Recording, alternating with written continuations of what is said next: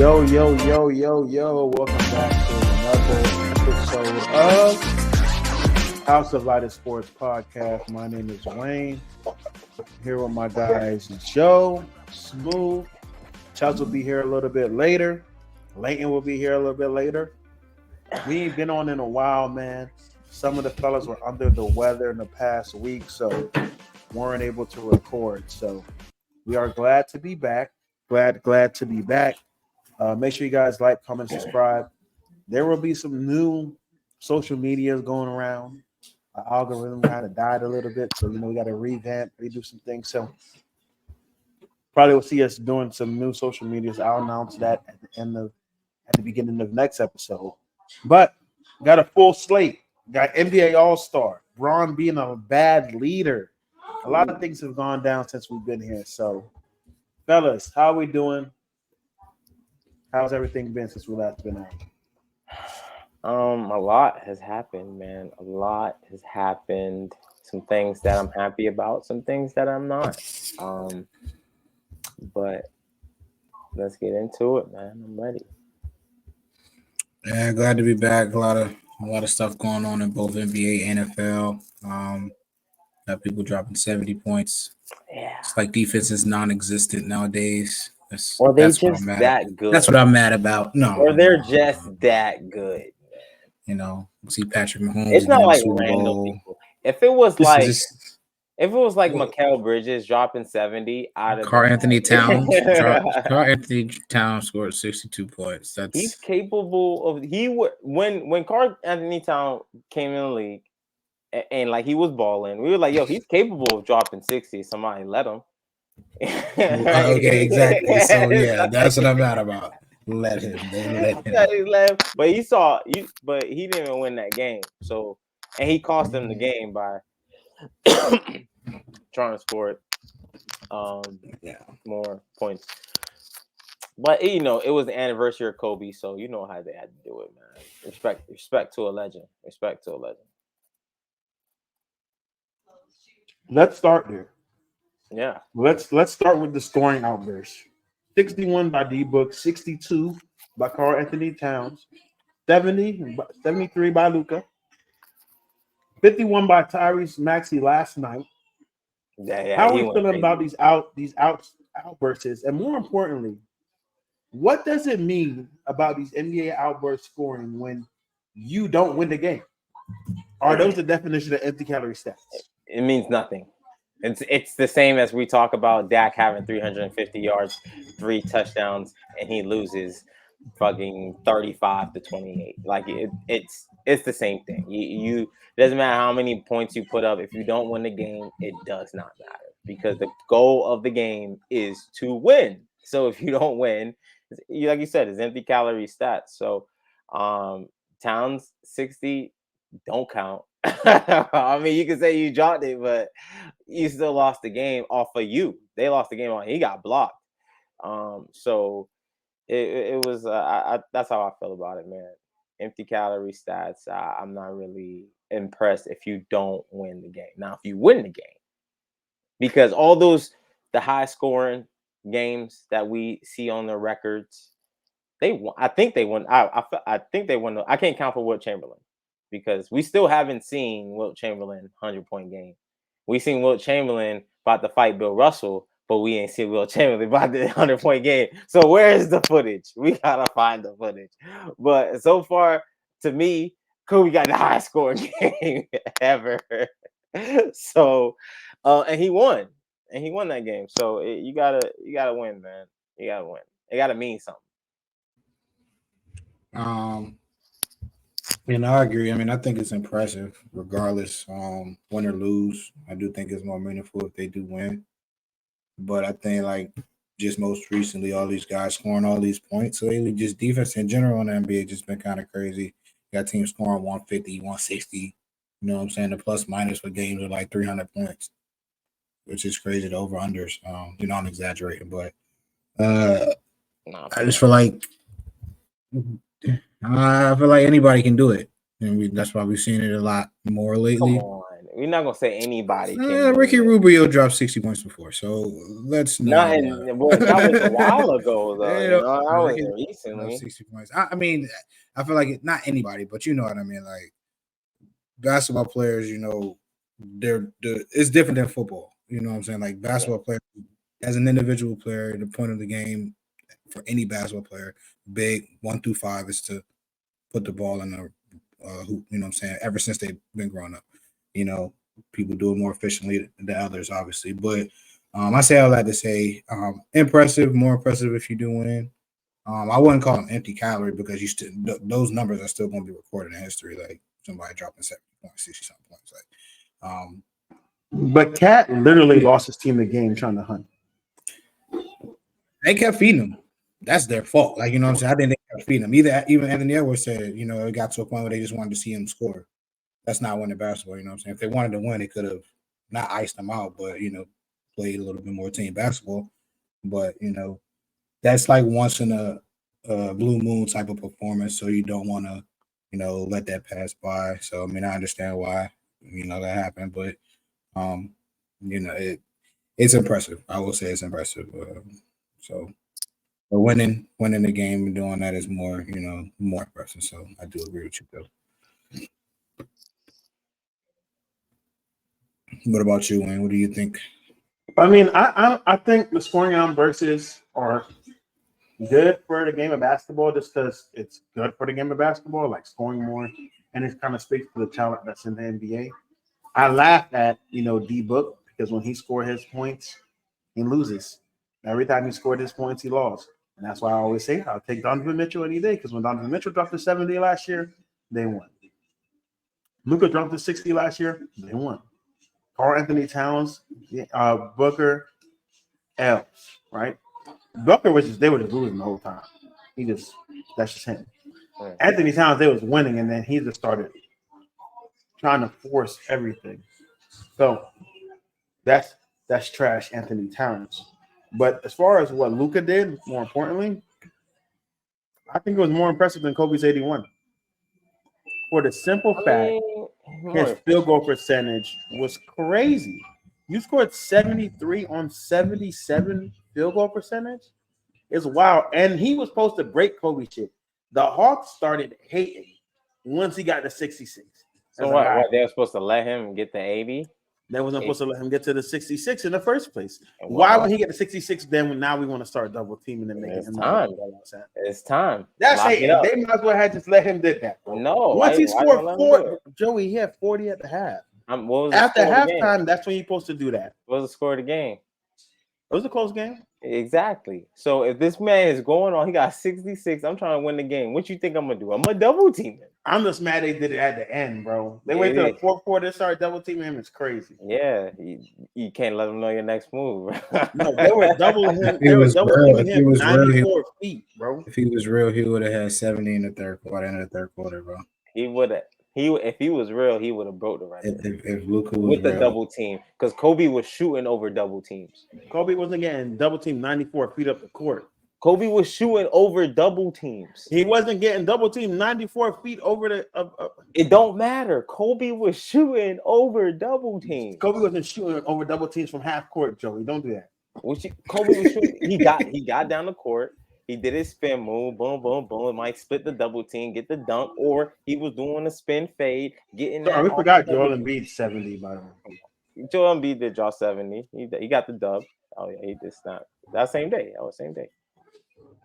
Then they just called Anthony Towns. But no, I think being more efficient was definitely more impressive. But I feel like this day and age, this is a different type of basketball we're seeing where Kobe was playing basketball. So I think the scoring is gonna be a lot higher. So that's all I gotta say about that. So with that being said, do y'all think that defensive awards are purposeless? No, I think it's harder to play defense now. And I think the people that play it very well and they lock people up, they should be awarded because it's harder to play defense because back then you could have been a lot tougher, you could have been rougher, you could have been There was hand checks. There was so there was things that you could have done back then that made you playing defense easier. But now I think it's harder. So I think for you to get these blocks, for you to get these steals, for you to even just stay in front of someone without getting a blocking foul, that's more impressive. I think defense now is more impressive if you can do that at an elite level. So I think it's worth it. I think it's still worth it. I'm just trying. I don't know. I'm just trying to think of some elite defenders now, like still in the league. Like, not saying there aren't, but like with recent gameplay and the score being so, I don't really see any standout defensive players now. You know what I'm saying? Yeah. Yeah, I mean, yeah, you can see I know that. you used to see like Drew Holiday, you know, you got your Kawhi Leonards and stuff, but like even them, like they just got bust like yesterday by the Lakers. But we also got to remember that Kawhi Leonard and Drew Holiday are older now. So yeah, there aren't really any standout like defensive players. That's probably why. They're still young. They're still young, and we saw the other guys emerging, like Grant Williams and some other, you know, well, who else? The dude that just got traded to the Rockets. Oh, I forget his name. He was on Memphis. Dylan. Brooks. Dylan, yeah, Dylan. He's also a good defender too. So like you see those guys emerge. Bro, we got standout. Yeah, and then we got Dylan Brooks. We got Mikal Bridges when it's right. time for him to play. Right. Herb Jones. Bam. I'm saying I know these are names, but I'm just saying like I've been watching games and I don't understand. But you know the best defense don't happen to the postseason, DL. But exactly, that's what I'm saying. Regular season the Wars are Wars. You got teams putting up 160 in the regular season, getting an award for playing good defense. I don't know. I'm not saying that everybody fucks the defense. Just lately, I feel like the NBA been putting up numbers. Like everybody been putting up numbers. It's the type of basketball, man. It's the era we have, man. It's been like that for years. Yeah. What up, Chris? What's going on, man? Yeah, I don't know, but Embiid, that's not impressive. Don't talk to me about Why is Embiid 70 not impressive? Yeah, why are you not impressed by Embiid? Embiid 70 was impressive. Who'd he get against again? 70 points. Wemby. You got it. Yeah, that's impressive. And Wemby had 40 though. He had 70. Don't matter. Wemby had 40. Nobody's playing defense. It was Kobe Day. Everybody needed to drop their points, bro. So it was like a ritual, and I feel like we're gonna see that a lot on the anniversaries of people dropping high point, like Kobe 82. I'm sorry, 81. So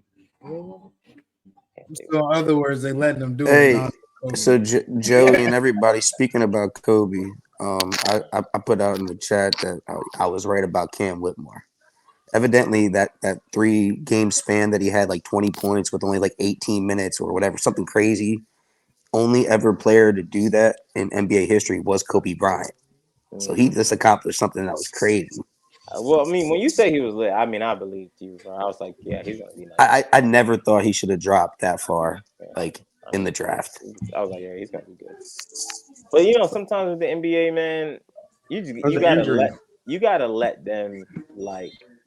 I try not with the NBA, especially. I try not to judge them right away. You got you gotta let them because football season is short compared to basketball.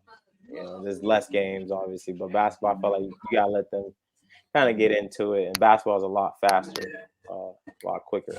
So, but I'm glad he came into it, man. He's balling though. He's doing his thing. Watch out for the Rockets. They just got Steven Adams. Yes, I saw that. That's a defensive player right there. That's a solid. He's injured. He's injured. And when he comes back, right now? Oh wow.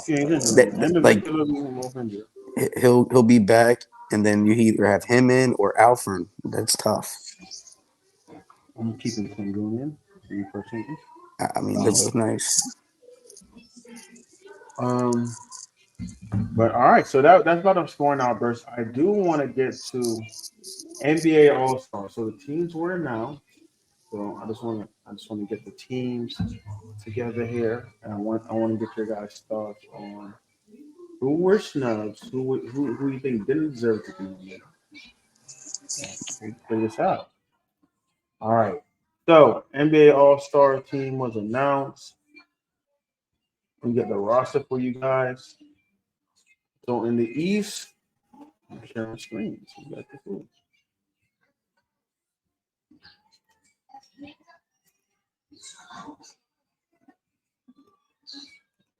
So in the East, here's the roster. East, we got Giannis, Joel Embiid, Tyrese Halliburton, Damian Lillard, Jason Tatum, Bam, Paolo, Jaylen Brown, Jalen Brunson, Therese Maxey, Donovan Mitchell, and Julius Randle. Obviously, with Julius Randle and Embiid, and more likely Tyrese Halliburton, we're going to have some replacements. So we'll decide who the replacements are afterwards. But in the West, you got Captain Braun, Luka, KD, Shea, Jokic. You got Devin Booker, Steph Curry, Anthony Davis, Anthony Edwards, Paul George, Kawhi, Carl Anthony Towns. Let's start in the East. The West about to whoop that ass. In the East. In the East. Let's first look at the starters. Who do you guys – is there anyone in the starter list you think shouldn't be started? And if they shouldn't be, who are you replacing them with? No, I think those are the starters in the East. I agree, but the one thing I don't like, and I mean, I guess it's different now, but I used to like when they had like definitive positions, like because Damian and Tyrese are both point guards. And guard. Yeah, that's cool. I get you. That's fine because Tatum is a forward. Yeah, it's true. But Tyrese can also play the two. Yeah, anybody think you shouldn't be starting on here? Actually, I got one. There's one person who shouldn't be starting on here. You saying Embiid shouldn't be starting? No. I'm checking. He's not gonna be starting anyway. So, in my opinion, Wayne, the one person I think that is deserving, he's been balling this year, but he's not getting enough love, is Paolo. That's not someone who should be starting. I would think Paolo been doing his thing. Guys, there's someone clearly who shouldn't be starting here, and I can't believe you guys are not saying this first season. Say it. God damn, just say it. He's probably talking about Damian Lillard. So. Damian Lillard should not be starting. I know he's talking about Damian Lillard. Again, that was But who am I putting above Damian Lillard? Jaylen Brown. Either him, this guy or Donovan or Jalen Brunson. No, Jalen Brunson or Donovan Mitchell. I see why they not. I know why they didn't put Jalen Brunson up there. Yeah, I think Donovan Mitchell is a clear-cut starter. I wouldn't start Jalen Brunson. I wouldn't start him. I think he deserves to be starting, but that's just me. I'm good with an All-Star game. Jalen Brunson. I know Jalen deserves being an All-Star, but for some reason that sounds nasty. Yeah, All-Star for sure, but starting Damian Lillard is not the best point guard. But this is, you gotta remember, bro. No, the best point guard in the East, if we're looking at it, right, he's already there. Tyrese Halliburton. And that's why Dame really might play the two. That's why I asked. I was like 2 point guards. Like, come on. I'm just saying. We're talking about positions. We're talking about positions. There's 2 point guards in the West too. Well, I'm saying Damian might play the two because Tyrese Halliburton is more of the facilitator. That it's All-Star game. Doesn't matter. Yeah, well, we'll see. Nobody plays defense anyway. Dame should not be starting here at all. Doesn't deserve it. So go down. All up in name recognition. You're gonna hate me too. This guy doesn't deserve to be starting either. I'm pointing at LeBron James. Oh, I mean, I was going with LeBron. I thought you were talking about LeBron. No, we're talking about the East. We're in the East. We're talking about the East. Oh. So, in my opinion, I'm getting Damian out of there, and I'm putting Donovan Mitchell, who's 1 game out of the second spot, without Darius Garland for all the year, and he's been leading this team and averaging more points, same amount of assists, more rebounds. Jalen Brunson deserves to be a starter more than Dame. Dame is in a down year, and his down year is not better than these two guys. I think the fans completely got it wrong. All right. Let's talk about our Eastern Conference snubs. Who do you guys think got snubbed off of this list? And so you guys know the reserves, the position doesn't matter for the reserves. I don't believe you have as many as you want. Yeah, it's two guards, 3 forwards, and 2 randoms. Yeah, it doesn't matter.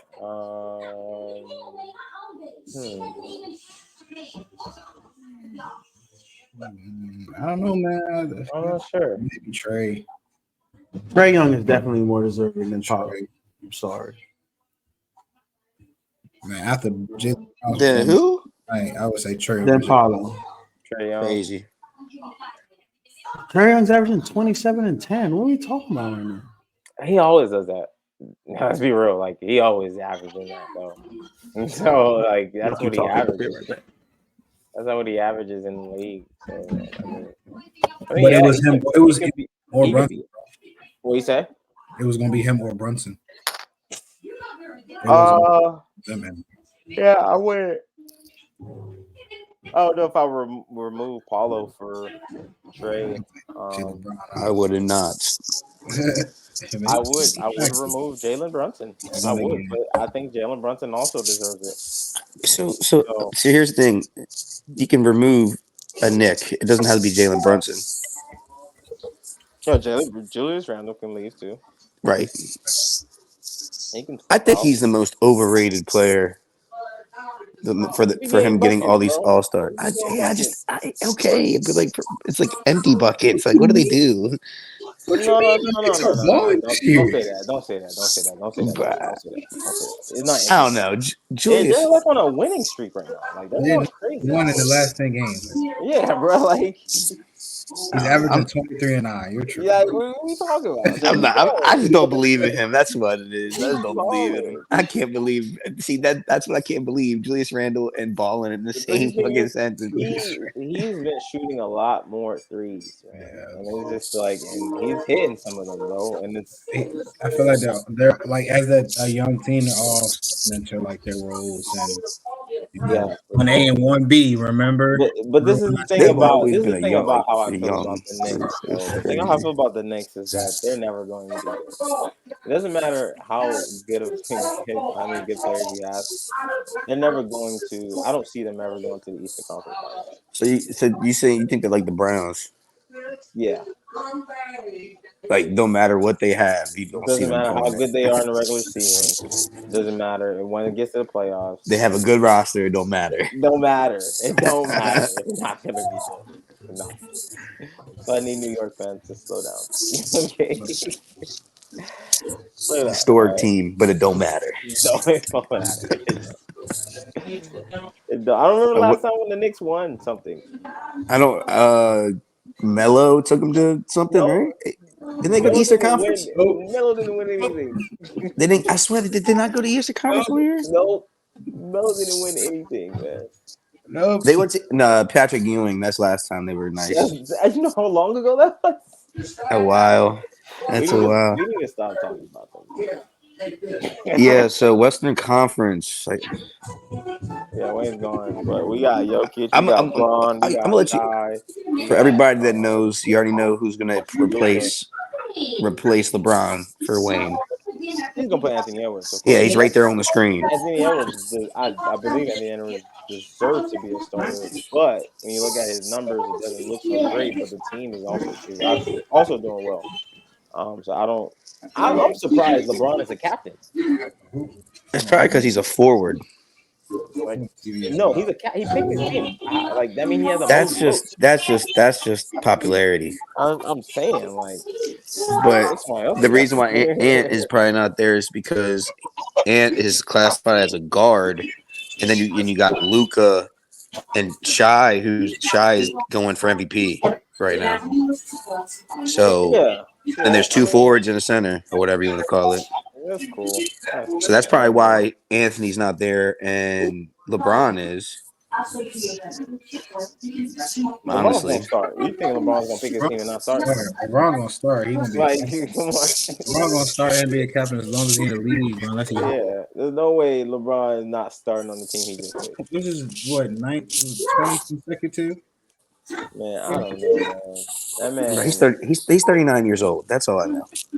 I know he shouldn't be up there, That's all I know. He's 39, and he's but he is. LeBron James. I'm surprised Steph Curry still. I mean, Media, no. So media and players gave him the start, but fans gave him no, opposite way around. I'm sorry, fans gave him the start, but media and like the tiebreaker went to mm, Shea. it's just the Shea more Warriors deserving. haven't been doing well. So. Because I'm looking at how they did it, and it was just like that. Like it was an average. Like media fan, like the fan vote was 50%, and then if they tied, then the fans decide. Yeah, Man, Wayne should mute. I don't even know what's next. Wayne should mute. All right. So next, man. So the Celtics. The Celtics lose to the Lakers without Bron and AD. Man, Austin Reeves with a 30 piece. So like, how do y'all feel about Did I watch that? the game? What you say? Hey, You watched the game? I watched part of it, and then I end up closing it out. But we were playing 2K at the time. we were playing tens, man. We were playing tens. 2K. Yeah, So I only watched part of it, but I didn't watch all of it. And I did not expect the Lakers to win that game. I didn't expect the Lakers to win, but it's funny because I think when we were in the 2K chat party, whatever you call it, somebody was like talking about it was wild, like, but because it was basically coaching, and I go in the chat, I said, "Is Ham the problem or Bron the problem?" Facts. And then everybody knows the consensus, it's LeBron James. You know what I mean? It's LeBron James, man. So But people might need to chill on him because like Joe said, I wasn't expecting him to win that game. I was not expecting to win that game, man. But we know, man. I think But Coach we Bron was don't out say there. it. I don't think we ever say it, but we know that LeBron, when he goes to a team, the coach has to be amazing. If not, LeBron is going to run that team. And I'm gonna sound like I'm hating, but I think that's toxic on a team. Honestly, maybe he would have more chips if he bought into what coaches might say instead of trying to run his own show. So I mean, he's still great. He's still an amazing player. He's still very talented, and he's also very intelligent. We're not doing this. He's also very intelligent. I'm gonna be honest with you. I don't get it. I mean, I Are get we what you're saying saying. it's not? Are we saying it's not Bron's fault because they beat the Celtics who took a night off because Bron and AD weren't I'm just playing? saying this in general because I'm just saying something that we don't say because it's LeBron James that when he goes to a team, the coach always seems incapable of coaching LeBron James. Have you seen Darrell lineup rotations? I'm talking about every single coach that he's been a part of. I don't know, Joy. That's I don't know because he has been to a lot of finals, bro. Like maybe he is. But we always say LeBron runs that team. We see LeBron on the sideline telling people what to because he do know all the time. I feel like he know what it Hold takes. up. When have we said that? Not none of the I'm finals, saying right? people don't say it, and I think We didn't give Bron credit for Tyronn Lue. They were giving Tyronn Lue credit. They gave Eric Spoelstra the credit. Eric Spoelstra is the best coach They he gave ever Frank had. Vogel the credit, and then they blame Frank Vogel. Can I just say one thing about Bron? The sad shit is it's these newer, younger coaches that got to deal with him. But if you put him with like a Greg Popovich, he ain't doing that with Greg Popovich. That's what I'm saying, man. He's listening. He's listening to Greg Popovich. Like, it's probably because like he knows what it takes to get there. I'm not gonna say respect Ham. Like I played against you when I was like 20 years old, bro. Like who are you to tell me what to believe. You know what I'm saying? I've been further than you in my career, so why do I have to listen? I'm not gonna say why do I have to listen to you, but like, I know what it takes to win games. You know what I'm saying? But that's exactly what That's I'm not a good saying. attitude. That's So not a good attitude. I feel you. that's exactly what I'm saying. You guys are saying exactly what I am saying. But it doesn't. I feel like it don't be hurting them as much as it, we portray it to. That's why people think about it. Because he still went to the Western Conference Finals. But I think he goes to those championships based off of talent. The man is one of the most talented players to ever touch a basketball. Like, so based off his talent alone, we're saying, oh, he never had a coach, he never had a big man. Then you get him a big man, you got him a coach, and then he went to 4 championships back to back when he was playing for the Heat, and then he goes to the Cleveland, which Tyronn Lue was. If we're talking about, I think he's a good coach. That he's been there, and I think based off what we're seeing, but also Wayne said they gave Tyronn Lue the credit. I didn't see that as much. I didn't see them giving Tyronn Lue the credit as much. So when he goes and win with Cleveland, a lot of people like, bro, that's a Bron team. Bron brought those people there. He's coaching those players. It's like, it's Bron's team. Like, Bron is the one doing all this stuff. Yeah. So but also he still has a lot of losses. Right, so I'm in the championship. So I'm saying maybe, if he were to buy in more, instead of saying, "Yo, I know all this stuff," you can't really. And we all just said it. We all kind of agreed that he goes about that route. That maybe he probably has more championships. That's all. Well, the thing that I kind of don't like about LeBron now, and a little bit thinking about this now, we're talking about it. Is Frank Vogel? I know it was pandemic, but Frank Vogel won a fucking ring, and he got his ass up out of there. I don't think that was a more of a Bron thing. I think that was a more Bron Russ AD. All three. But Wayne, he won a ring, and he had a philosophy that but worked. They did all that thing for Russ, and he didn't like Russ. You give all those pieces for Russ, and he can't make it work for Russ. So then that's when they brought another coach in, and it still didn't work for Russ. I was like, all right, Russ, you're the problem. You got to go now. I didn't think for Frank Vogel coached any of the games with Russ. I thought it was just they got rid of him after pandemic. No, I think, and I think that's also part of the problem because as a leader of the team, a lot of stuff rests on your shoulder, but getting Russ was one of Bron's things, right? And you bring him there, and if Russ doesn't work for the coach and the coach got you a chip and one guy don't have one, he's only been to one and you beat him there, do you want to keep that guy? And the guy that we're saying that, he's not as good as he was anymore? Like I don't know. I think sometimes as a player, Bron has a little bit too much power, and I think that put him at a disadvantage sometimes. I'm at the point where I believe that no coach is going to be good enough for Bron unless it's like one of the greats. Yeah. That are in the league. You're muted. I don't think he wants one of the greats. That's the issue.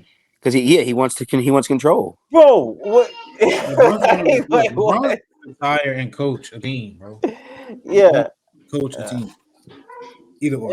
I'm speaking in past tense because I don't think Bron's going to win a chip again. I think Bron's going to retire soon.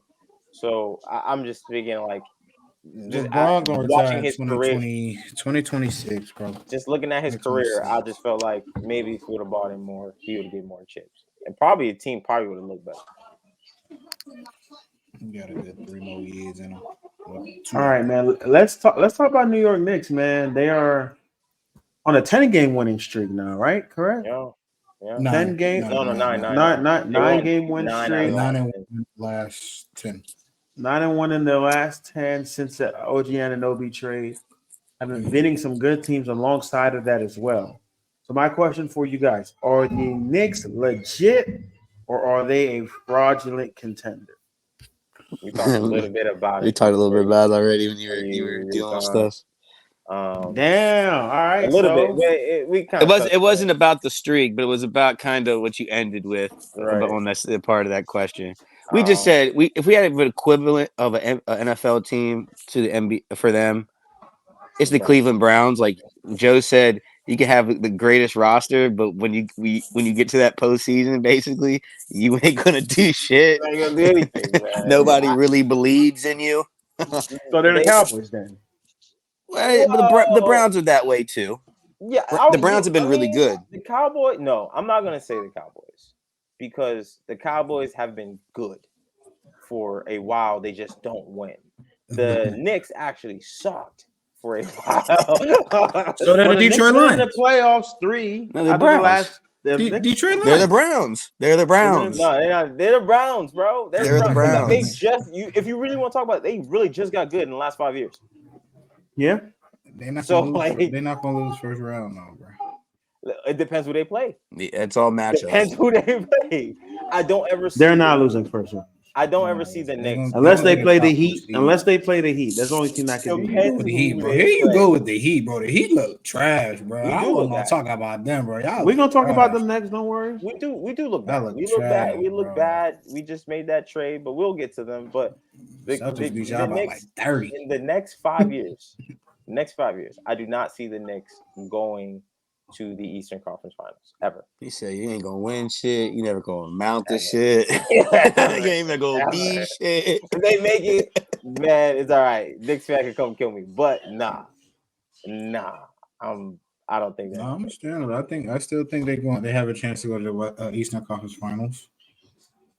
They got Julius Randle hurt, but like when he come back, because they've been winning without him actually, so they good. I feel They like have they're been good. open Two without games. Well, one game without. Yeah, I've been 2 open games. without him, man. But he tends to disappear in the playoffs. Yeah, so maybe that might be a good thing. If he ain't playing, Yeah, well, they didn't have him last year and they lost. They needed him. No, he was there. No, he was gone. I mean, he was When there, but he was gone. When they needed him most, he vanished. He was there, but he was gone. That's a fact, Joe. He's the Avatar. Everybody's been the Avatar lately. Everybody's been taking Everybody's roles. in the Avatar. Yeah, honestly, really. So we can get to the Heat. I don't really view the Knicks as contenders as well. And you know what? I don't want to talk basketball no more. Layton's here. Layton's here. Oh man. Layton is here, man. Layton Damn, is we here, got so the whole screen. Hold on. Layton How is do- here. How I check? Do I do? He got you. Wayne gotta switch it up. Yeah, I gotta switch it up. Hold on. Man. Layton's here. I think Layton it is was like here. what, same time last week, right? Oh no, 2 weeks ago. 2 weeks ago. So same time 2 weeks ago. So I just want to get straight to the championship weekend recap, man. Because I was told that this was a different team. I was told we are here for this. This is us. This is what we're meant to do. I'm just telling everybody what I was told. And when we went out there and watched this past weekend, was the same Lamar Jackson in the playoffs. Goes from MVP to LVP, least valuable player. That's crazy. My question That's for crazy. the Raven fans in the chat is, man, what went wrong? I just need you guys to The game plan tell me went what wrong. went wrong. Who is the most to blame? I just want to start out by And saying yeah, I come to you guys a humble man.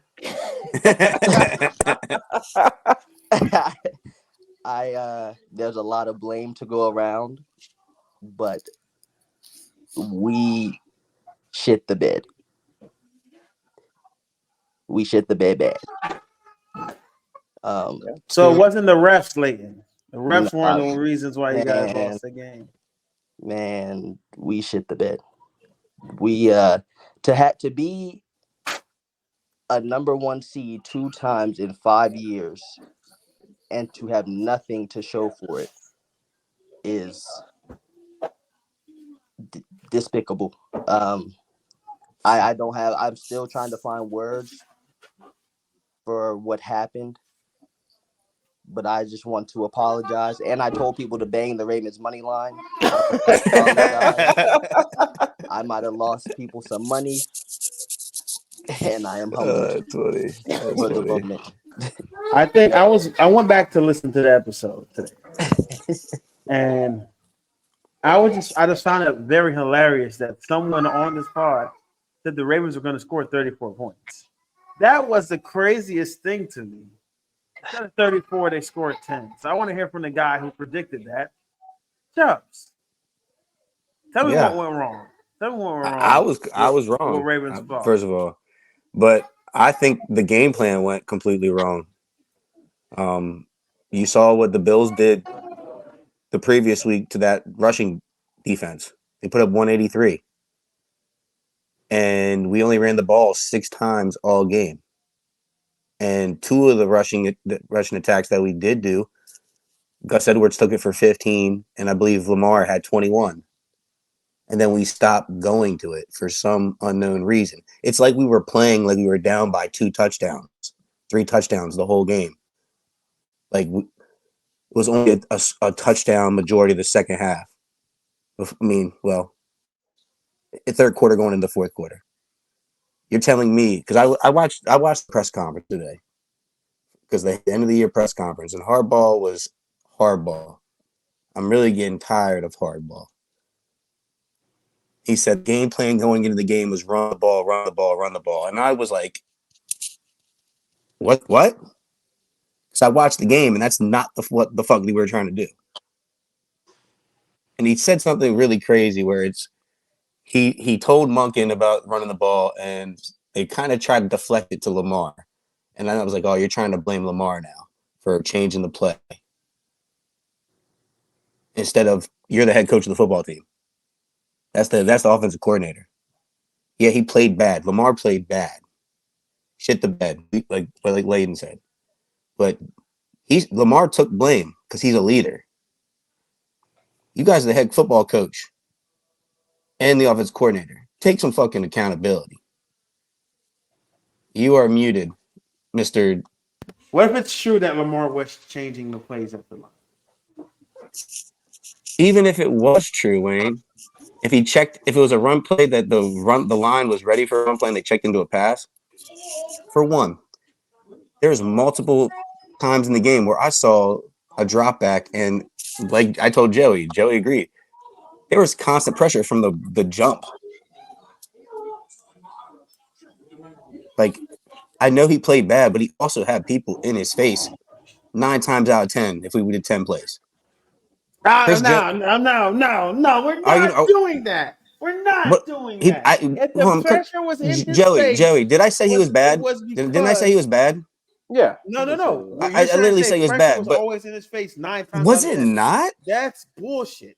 The pressure was in his face, but he also had something to do with the pressure being in his face for him holding the ball. Like I said, what you guys are trying to avoid and saying is the lights were too bright for Lamar Jackson. I literally said he played terrible.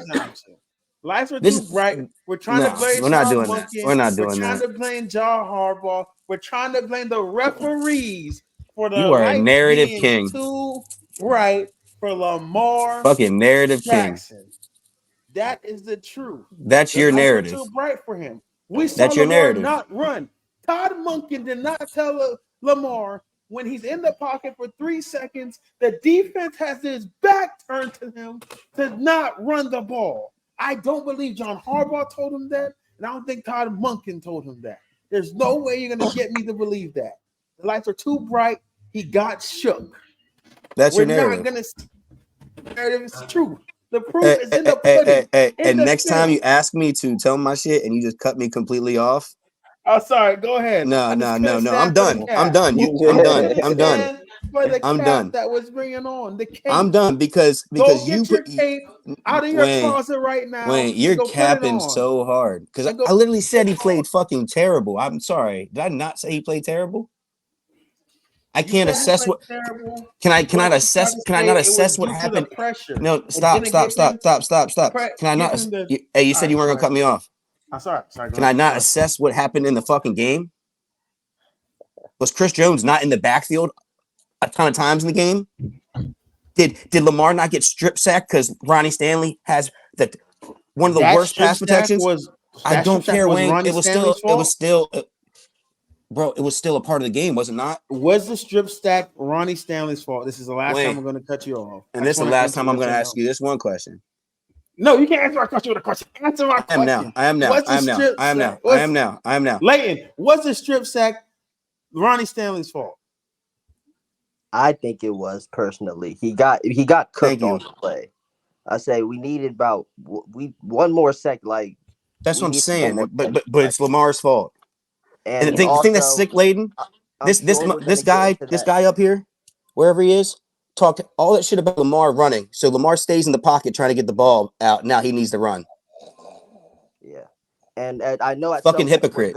We're gonna have to get to that. We're gonna have to get to that Zay Flowers situation because if he scores, or if that goes another way, we're having a totally different conversation. So I couldn't even finish my thing. Like with all that went wrong in that game for the Ravens, the game was still 17-10.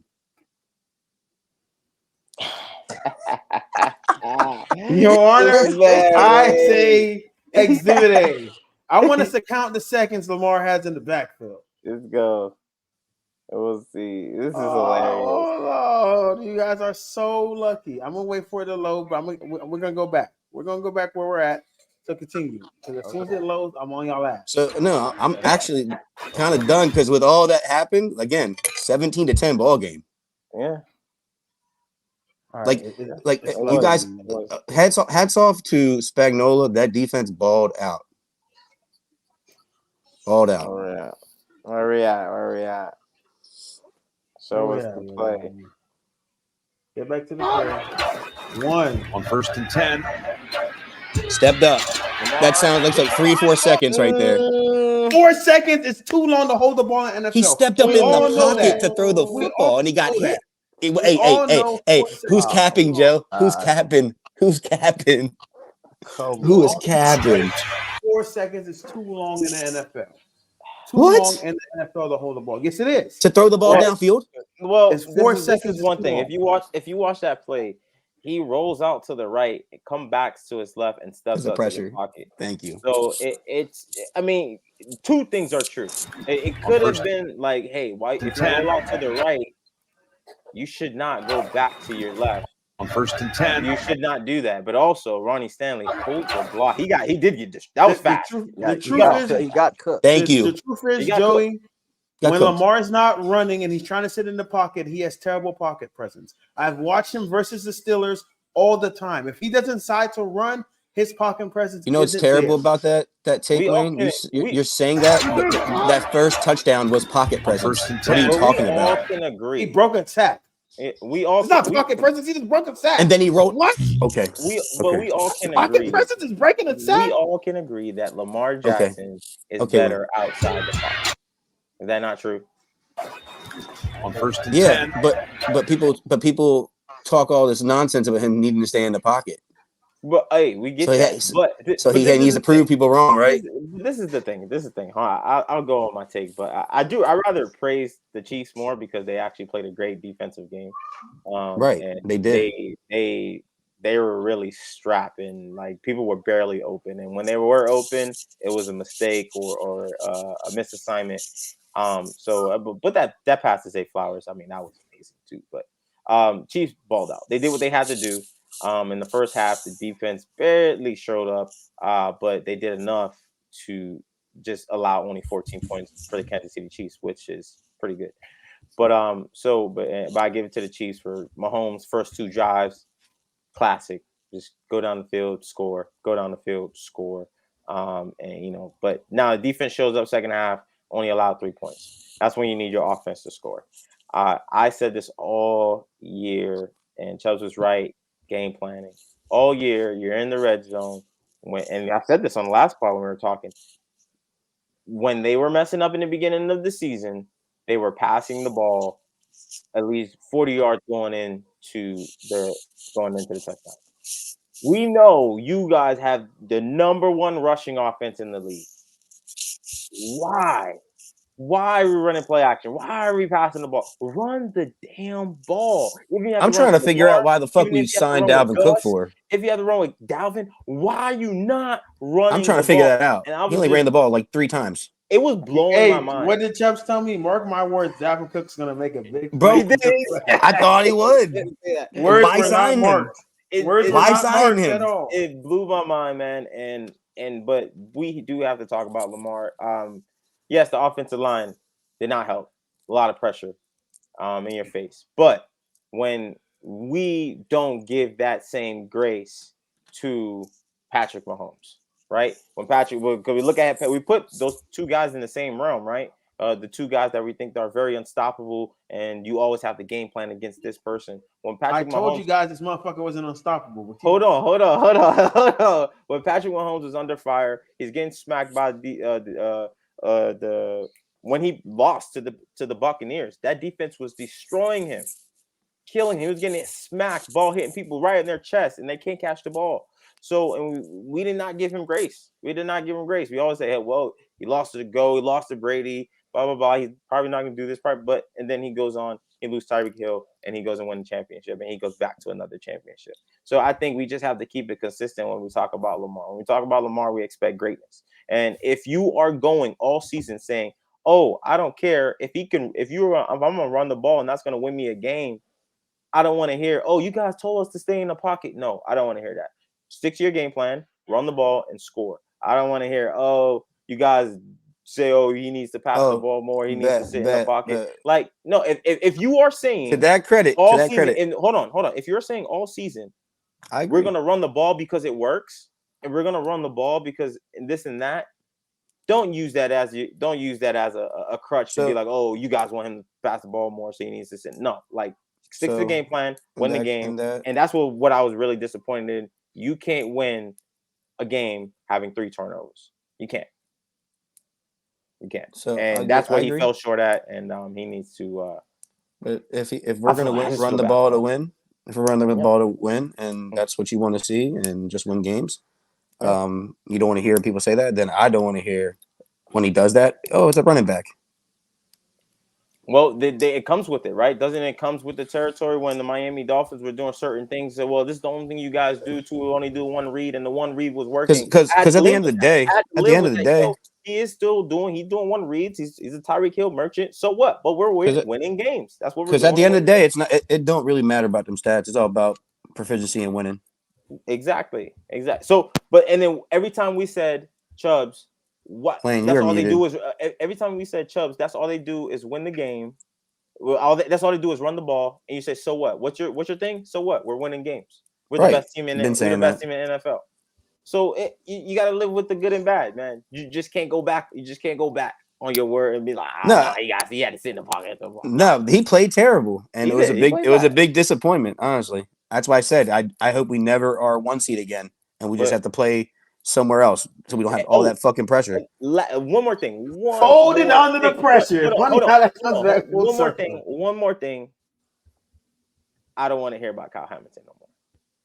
Hold on, time out. That's nasty. That's nasty. Wayne knows that's nasty. Wayne knows that's nasty because that first half, that 11-11 was zone coverage. He still was. He was still watching the ball. He was still watching. But more than likely, they were playing zone. His way. Second half, they played man. They were not afraid of Kyle Hamilton. Okay, that's one time, Wayne. They were not afraid. Hey, Wayne, what'd you say? What'd you say? He was actually the what? What best what? I say he's the bright spot because Roquan, on defense, best linebacker in the league, got bullied. Bullied.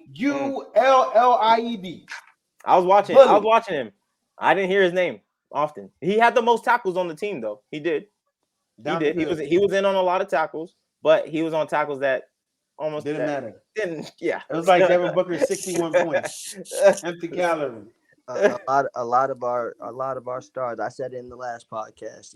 The stars are supposed to show out in these type of games, and ours did not. It's simple as that. Like y'all really made them go in there, bully your kicker, and then bully y'all. This is crazy. I do that, dude. Here you go, bro. That's what I'm saying.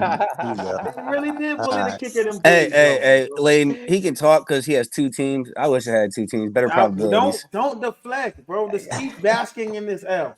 So we're gonna keep going. I'm gonna keep basking that the Steelers haven't been to playoff or win a playoff game since Obama. So I'm gonna keep basking in that. Shout out to the Lamar Jackson has only had one good half of playoff football. Lamar Jackson has more wins since he's been in the league in the playoffs than the Steelers have since he's been in. So stop talking to me. Brock Purdy has more wins. Next. I'm talking about the Steelers. I'm not talking about Brock Purdy. So stop talking to me. One less. I'm talking about your Steelers. I'm talking about your Steelers. Stop talking to me. Back-to-back MVP. Hey, King disgusting. Deflector. King Deflector. He got more MVPs than he got wins. King Deflector. King Deflector. You got them blinders on Hall of Fame. The Steelers don't have more playoff wins since being in the league with Lamar. Lamar's been in the league. More wins versus Lamar though. Playoffs. Lamar got more L's than what's more? Hey, wins in the playoffs. What's more important? Playoffs. Kenny Pickett got as many. More important. Hey. He has more playoff wins than since being in the league than you. Your Steelers. So stop talking to me. All right, man. Let's move on, man. DL, what you got, man? I ain't got nothing on this one. I don't talk about the Ravens or Ravens fans, you know. I said it all, man. I said it all. No critique. I mean, Lamar. I just want to say, he definitely could have played better. But I mean, like y'all said, for him to play as bad as he did, only be a 7-point game. I mean, I think it was more. That says a lot to the Ravens team. It says a lot to the team. That team and it might. It was their year, quote unquote. But we fucked up. We should have bet. So, I mean, I wasn't big on the Chiefs regardless before the season started or during the season or whatever the case may have been. But I just somehow knew they was going to end up in this position. I didn't think the Ravens was going to win this game. But I definitely do feel bad for Lamar's narrative moving on in the future. This game definitely does set him back a little bit, I would think. I don't want it to, but he got to stop looking at the media so much and thinking about I feel like that's what he does, looking at what the media is saying, you know, especially in these big moments. Got to use his feet. Like that's just a simple part of it. You know, he hasn't gone over 4,000 passing because he's so efficient with running. So you use what you use. And he didn't do that this game. I think he had a lot of opportunities to do that, but again, he just didn't take the extra step in being that elite talent in a situation like this. But you know, hats off to the Chiefs, and I think they'll probably win the Super Bowl because of this. Oh, if this was Dak Prescott, bro, the language would be so different in this podcast, bro. Oh man. The language. What they would be saying is, Dak, you only scored 10 points in your team in the playoffs. Is that what they would be saying, bro? Oh, why are we comparing Dak Prescott to Lamar Jackson? This is why I have to. Are we about to compare Dak Prescott to Lamar Jackson? But that's our point. I'm comparing Dak Prescott to Lamar Jackson. But that's even worse. We should be on him harder. Yeah. What's the point? That he lost to the Chiefs by 7 points? And when Dak lost to the Niners, we were still on his ass. So what are we saying? By 7 points? We did the same thing. This is why I got to go time out. The Ravens beat the Niners, though. Are we talking about this year or in the past? We're talking about in the past, in the playoffs, when Dak lost to the Niners and they only scored 10 points and it was close games because their defense kept it close. That happened last year. They only lost by 7 points to them. And we came on this podcast and called Dak ass. You two, Smoog and Chubbs. Dak is trash because Dak turns the ball over. Dak has turned the ball three times in one game. I'm talking about that was one game. He had a bad game. I just said he had a bad game. Lamar had 2 turnovers. Lamar is one of the worst. Lamar had a lot of turnovers this season. Well, you said he had 3 this past game. Yeah, 29 touchdowns. He had 2. He had 29 touchdowns and 7 turnovers. He was MVP. He was turning the ball over like. Stop. Like, don't. No, he had 7 turnovers this year. Yeah, fumbles. What about the fumbles? How many fumbles? Those were the turnovers. Seven. So he only had 7 turnovers total. I'm not sure how many fumbles he had, but still, regardless. But we count that for Josh Allen. So I'm talking about Dak Prescott last year. Dak Prescott last year. How many turnovers last year? Dak do what? I think like 10 interceptions or more. It was double digits. Dak threw 7 picks in a matter of 6 weeks, I thought. Something like that. In the past, what does that matter? Because Dak plays like himself. I thought Dak because he turns the ball over. Has came into the playoffs and has had 1.5. He has had 1.5 good playoff games. You're not talking about playoff. I'm talking about talent. talent and productivity. I'm not talking about wins in the playoffs. You know what Wayne's name is? That's not what I'm going by. watching. Dak That's had not what I'm 15. going by. Dak had 15 interceptions last year. How many interceptions do you think our best quarterbacks threw this year? Probably a lot because they throw the ball with a higher clip. So does I know Josh Allen has a lot more. Dak threw the ball as many times as our quarterbacks threw the ball this year, and they threw the same amount of interceptions. Now Dak did the same thing this year and threw less interceptions this year, but we still don't talk about that. He didn't get 10 picks. That was good. Year until he didn't win. Until he didn't win, right? In the playoffs, and he played trash in the playoffs. He played trash. He played trash in the playoffs, but also his defense didn't even look out for him. So, what are you gonna say about Lamar only having one good half of playoff football? He played 2 games, only had one good half. Y'all saying this against the Chiefs? Like it's the Chiefs. Dallas lost to the Bucks. What are we talking about? Lost to the Packers. The Packers. I'm sorry, they lost to the Packers. Yeah. Jordan Love. Like, what are we and talking about? I told you. I'm talking about Dallas as a team. Lost to the Packers, bro. Gave up. What are you shaking your head about? What are you shaking the head about? It's still a bad game. You're so nasty, Wayne. I'm sick of it. A bad game is a bad game. I'm just sick of it. I'm just sick of it. I'm just sick of it. No. I'm just sick of it, man. I really am. Losing by 7 points to the Chiefs to Dak Prescott and beat by the Packers. This is the thing, Dio. I think your thing we're trying to compare. The 7 points wasn't because of fucking Lamar Jackson. The 7 points is because of the defense. What are we talking about? We're not. Hey, yeah, Lamar didn't break a sack. Lamar ain't break a sack. That's crazy. They played score points in the second half because they didn't want to turn the ball. There were missed opportunities which the Ravens could have scored points. They just didn't. Hold on. That's literally what it was. Hold on. So when Dak lost to the Packers, if y'all watched the game, you could see that no one was pretty much open. On the same situation was going on. That happened for Lamar, happened for Dak. Nobody was open. He was barely to get the ball off, and they weren't running the ball very well. The same situation. So now when we talk about Lamar, obviously Lamar and Dak is not in the same QB room. We're not talking about that. We're talking about that the fact they lost in the same. No, I'm not talking about that. I'm talking about that's what I'm talking. That's what Wayne is. Clarify. I'm trying to clarify. No, hold on. Let me clarify. Don't do that. Let me clarify. That's not what I'm talking about. Exactly. Y'all are trying to say that to scapegoat the bullshit that y'all do. Let me hold on. I'm trying to explain. I don't know what bullshit. I said he was terrible.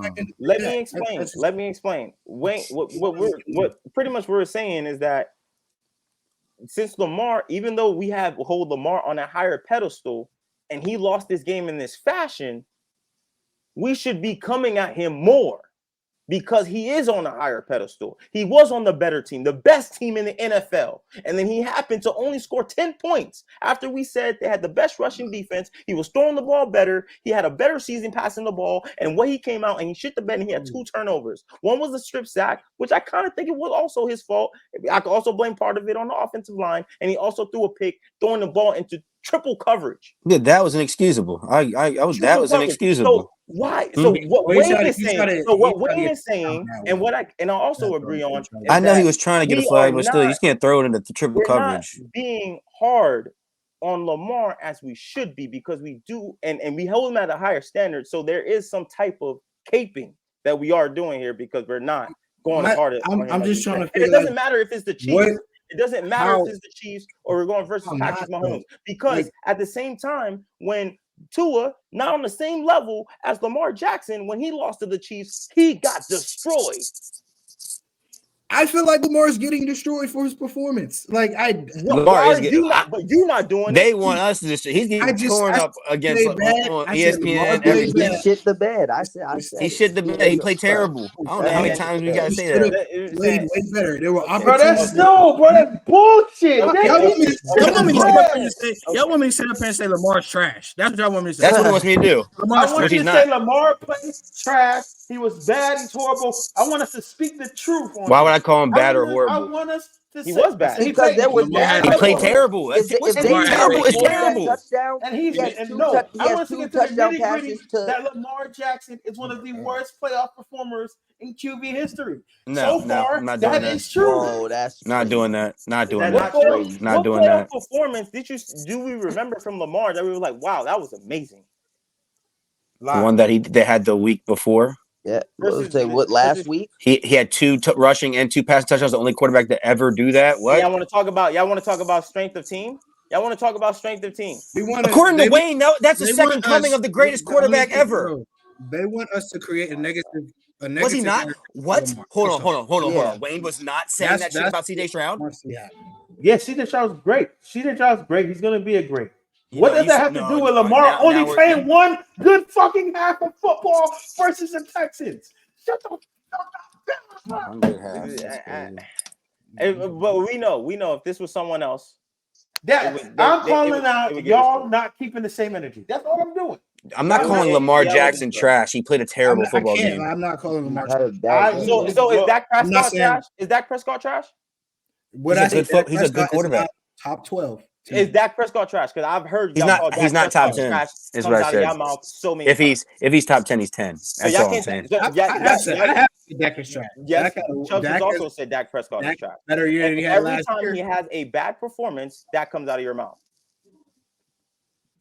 So, but y'all don't think he's trash? Last year I thought he was trash. This year, Lamar's not trash. Had a better year. I don't know. If Lamar's not trash. Listen, Lamar has won MVPs. Lamar doesn't deserve to be judged by. I don't want no more judging of Lamar by regular season bullshit. Because when it comes down to it, he's not there in the playoffs. I can agree. If you had to rank Lamar of all the QBs that played in the playoffs this year, thus far, where does he rank?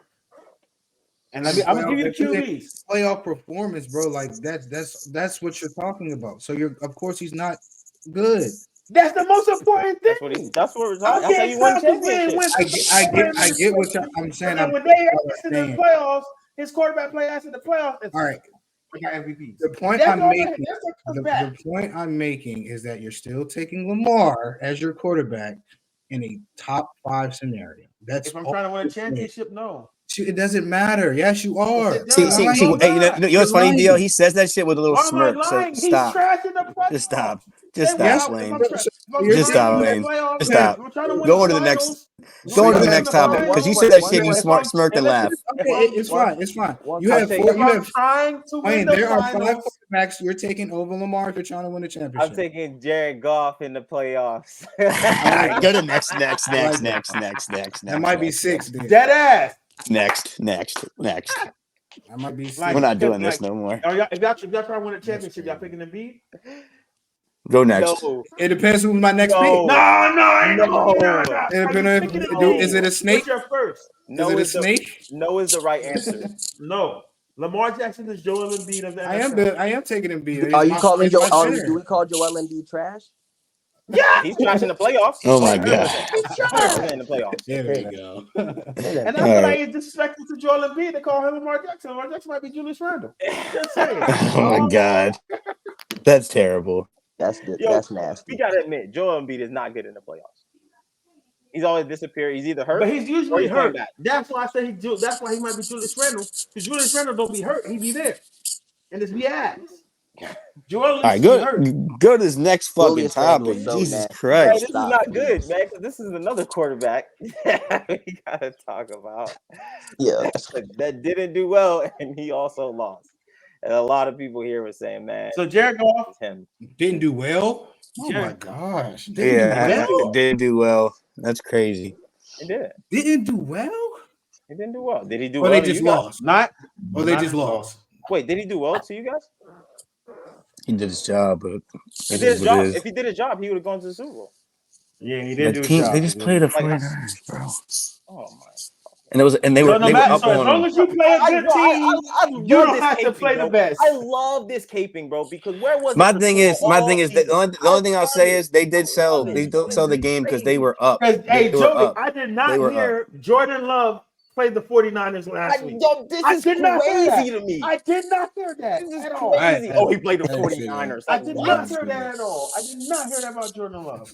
Like, what y'all talking all about? All right, but look. I They heard sold. They They sold. That team sold. That team sold the bag. The Lions They defense sold. That defense definitely sold. CJ Lions Gardner defense sold. got too happy right away. Oh my goodness, bro. But were they Yeah, not but up by the 3 offense- touchdowns? We're going to focus our attention on the fact that this is what we're going to do. We're going to focus our attention on the fact that Jared Goff didn't put up more numbers in the second half. That's what we're going to do. That's what we're That's what gonna we're do. going to do. That's That's what we're going to do. That's what we're going to focus on. We're going to focus on that. I am going to focus on that because if you watch their playoff games, That's that has fine. been a theme in every playoff game in the second half. We're going to focus on that, but we didn't say anything about Patrick Mahomes doing the same thing though. The same exact thing. Not one word. Not one word. Oh, he played conservative. He played conservative. No, Didn't put up no touchdowns in the second half. Hall of Fame quarterback. Hall of Fame quarterback with a Hall of Fame tight end put up no touchdowns in the second half. Let's get it correct. We're not going to say anything about But that. when they needed He to didn't get need. a first He didn't down, need. Hey, they Chris, got he it. didn't need to because they won. He didn't need to because they won. Because they were never threatened. We're not. Oh my So let's God, keep dude. same energy though. We're not having energy. a discussion. We're not having a discussion. Really, let's talk about it. If you really want to talk about it, what the Chiefs did in the second half, we said it. The Chiefs got strapped in the second half. They only had 3 points, right? But then when it comes down to your quarterback just have to put up 7, Lamar Jackson didn't do it. Lamar Jackson didn't put up 7. One other quarterback put this team in position to get a field goal, and they got the field goal. And when they got when they needed to get the first down, they got the first down. So what we always say about DL. Hold up. I didn't interrupt. Zay Flowers fumbling the balls. Lamar Jackson fault. No, that's not his fault. Crazy. That's a touchdown though. All right, you're right. It is a touchdown. But throwing in triple coverage is. But let me. All right, that was before Wayne. We're going to the next series. Let me say this. When it was still 17-10. All right. Go, I'm listening. I'm listening. Joe, go, Joe. Hold on. All I'm saying is it's been a theme in every Lions playoff game that you watch that in the second half, their offense slows down. Offense isn't the same offense. In every single playoff game they played, they have high outscoring outbursts in the first half. In the second half, they do not. The only difference this time is the team were able to steal the deal. Because literally, if you look at every game they played in, every other team had an opportunity to come back and win the game. Because what? In the second half, this Lions team did not do what they needed to do. Okay. So I just don't understand. This is football. This is football, and I feel like we have to talk about all aspects of the game. And when we're talking about football, yes, the defense has to play well. What did I say going into this team? I don't trust the Lions versus a really good team. I don't think their defense is that good the way y'all say the defense is that good. Yes, but we also have to understand they were winning games because they were putting up points. The running game was working. Jared Goff was able to get the ball off to his receivers, right? But then when we watched this game, we saw second half they could not run the ball. Did we not notice that? They could not run the ball. Fred Warner had the game of his life stuffing the run. They could not run the ball against them. So what happened when I said Jared Goff, when he does not have a capable run game? When those guys are tied up, is he going to make a play for you to win the game? No, he cannot, because in the second half, he only scored with 50 seconds left in the game when his team needed him just to get in field goal range. And he couldn't do that. When they needed a first down, he couldn't get it.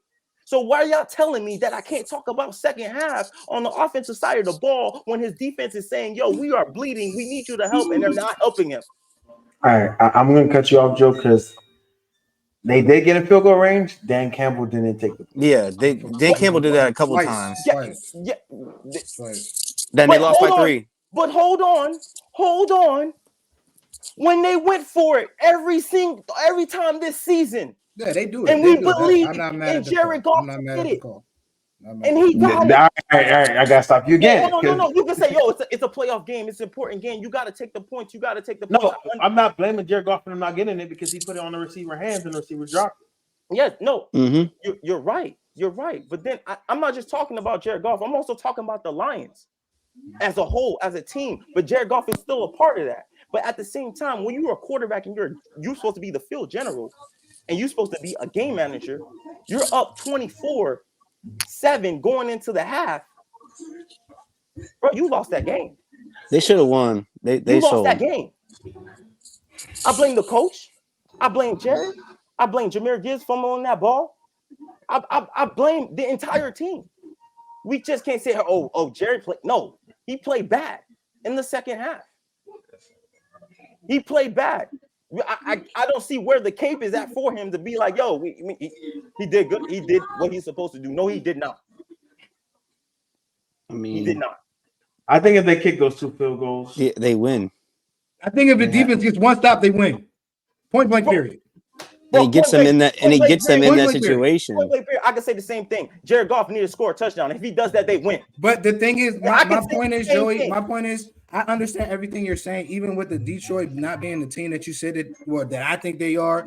But the thing is, they're playing the 49ers. You know what I'm saying? Like that is they're playing the 49ers. If you sit up here and say that the Lions aren't a good team, and then in the same breath saying the 49ers aren't a good team. What are we talking about? They're playing the 49ers by default. I said I don't trust. No, it's not a win by Lions. default. I'm saying I don't they trust put up the Lions playing versus a really good team because all season when they played a really good team, they lost.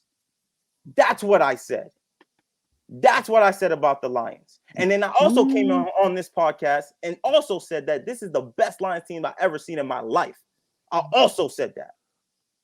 So I'm standing on that. And so when we're talking about these things, remember that I said those things. But just because we play the 49ers, it doesn't matter. You still have to go out there and win the game. We were talking about Jared Goff that y'all were talking about went to a Super Bowl. Like we're making it seem like he like him just not getting one first down or him just not making one extra play is the reason why they lost the game, because he didn't turn the ball over. And like you said, what quarterback in the league, what team in the league, can win games without being able to run the football? And if that's 24-0, he ain't losing. I don't know what's our standard for quarterbacks anymore, because you said a win is a quarterback stat. When he loses, it's not on his head. It's not on his head. So I don't understand. You up 24-7. I'm talking about this particular loss on his head when he did not turn the ball over.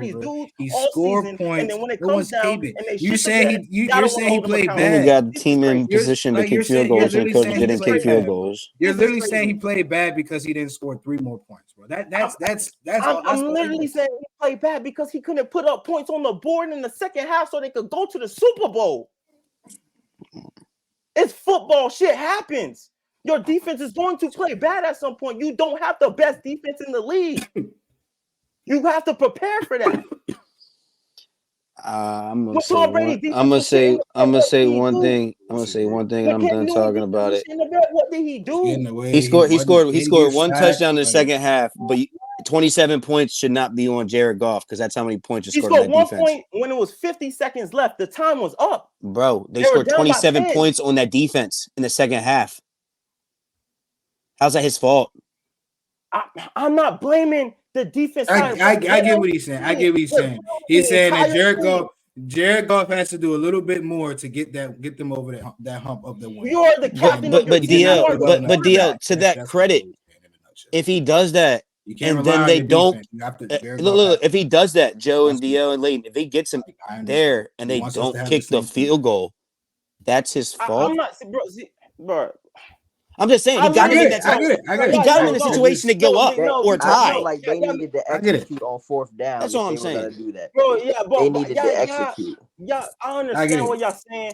Who y'all gonna put it? Y'all, so is always the defense fault. If the defense don't get no stops, the defense. I'm saying that 27 straight points is ridiculous, Joey. That's all I'm saying. Unanswered. Yes, that's what we're not saying. That's momentum. That exactly, like that's, bro. You get like, come on, bro. So you're a defensive player. Do you expect to go out and let an offense score 27 points on us straight, bro? No, DL. But I've also been on the defense that was happening to us, and we're asking our offense to help us. We are a team. Come on. All right. Am I lying? So Am I you're lying? asking, but you're Yeah, asking that's us. Am I lying? You That's just a said clip. you're asking the offense Am I to lying? help us. You're asking We're the a offense to help team. us because Asking the me, defense is am to I blame. lying? The I'm asking y'all a defense is to question. blame. So we're asking the offense for help, Oh right? my But god. the Yes. defense is to blame. If you can We're drop blaming 24 points in the first half, why you any can't give me situation. 14 in the second? Can't get stops because and we're asking our Vice offense, versa. putting us in this situation, and we're asking y'all to bail us out. Okay, I get you. I get it. And I'm being genuine. I get it. I get what you're saying. I get what No, you're saying. see, That's this what you is just said, bro. all right. No, but this is y'all making it seem like, bro, this is not a team, and that it's still not the quarterback responsibility to go out and win the fucking game. And y'all just caping for Jared, bro. I get it, bro. I'm gonna leave it All at I'm that. saying is he had opportunities to win the game, and the coach didn't kick the field goal. Again, y'all I was praising see what it you're all saying. season. Y'all were praising it all season when the coach was doing this. Man, fuck this shit, man. Whatever. Man. Let's go. I ain't gonna lie, even like it, I see where Joe's coming from because like if it's a defense, right? If we can't slow them down, you can't go out there and only go on there and only have the ball possession for 1 minute and 1 second. Then 2 minutes and 2 seconds. It's the 49ers. I feel like that's the difference in this situation. No, this is fucking. Don't bring that up. That's some dumb stuff, bro. That's stupid. Again, it's the Momentum. 49ers. Momentum. Defense, bro. Like good defense. That's what we expect. They had momentum. No, The Lions to put up 31 points. Clock is 40 seconds. Even if you go out there and run that bitch 3 times in a row, at minimum, that's a minute and 20 seconds. That rolls off the motherfucking clock. We can't catch our breath after a 7-play drive because you went out there for a minute and 1 second. The nigga wasn't driving the ball. We stay on the field. That's what I'm trying to say. It's a team sport. Y'all know when it is. When y'all throw it, like y'all act like y'all play football. Y'all get me mad, bro. Leighton, we gotta hear from you. Leighton, we gotta hear from you. This is crazy.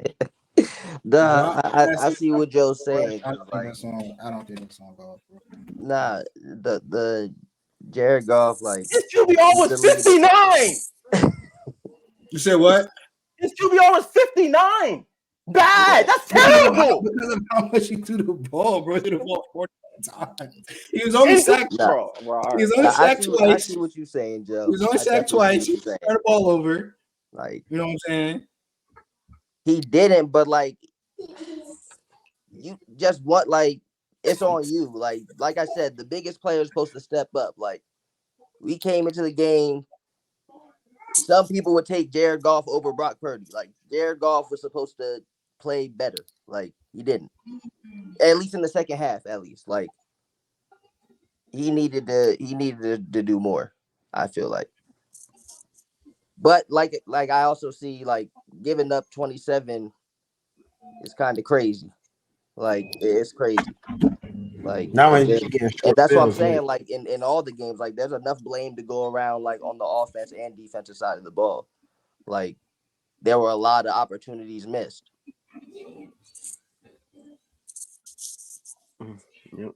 I agree, man. I agree. And I feel like we're letting Dan Campbell off the hook. Like, I get that's what I'm saying too. I feel like we're getting big let off the hook. I get it. We can play you, but like, come on, like, you gotta make better decisions in them situations. Like, going for it, you want to be aggressive. I get it. That's what you've been doing all year. But like, live by the sword, die by the sword. And I hate they said because they said he's been doing that all year. The games that he did it in was versus the Bears and the Saints. And he did it against the Cowboys and he lost it.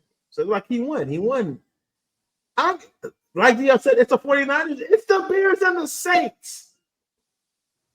You gotta people like, oh, if I'm doing all thing on you can't do everything the same. You gotta take points, man, when you can get points. You gotta take points. And one thing I got mad about Andy Reid too, because really talking about it, should have been 20-10 instead of 17-10 in the Chiefs game because they had opportunity to get points after that strip sack and they went for it.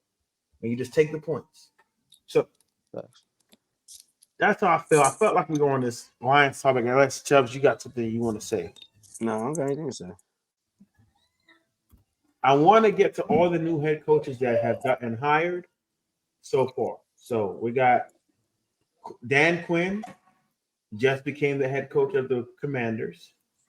We got Brian Callahan, Tennessee Titans, Dave Calanesis, Panthers, Jim Harbaugh, Los Angeles Chargers, Mike McDonald, Seattle Seahawks, Gerard Mayo, New England Patriots, Raheem Mostert, Atlanta Falcons, and Antonio Pierce, Las Vegas Raiders.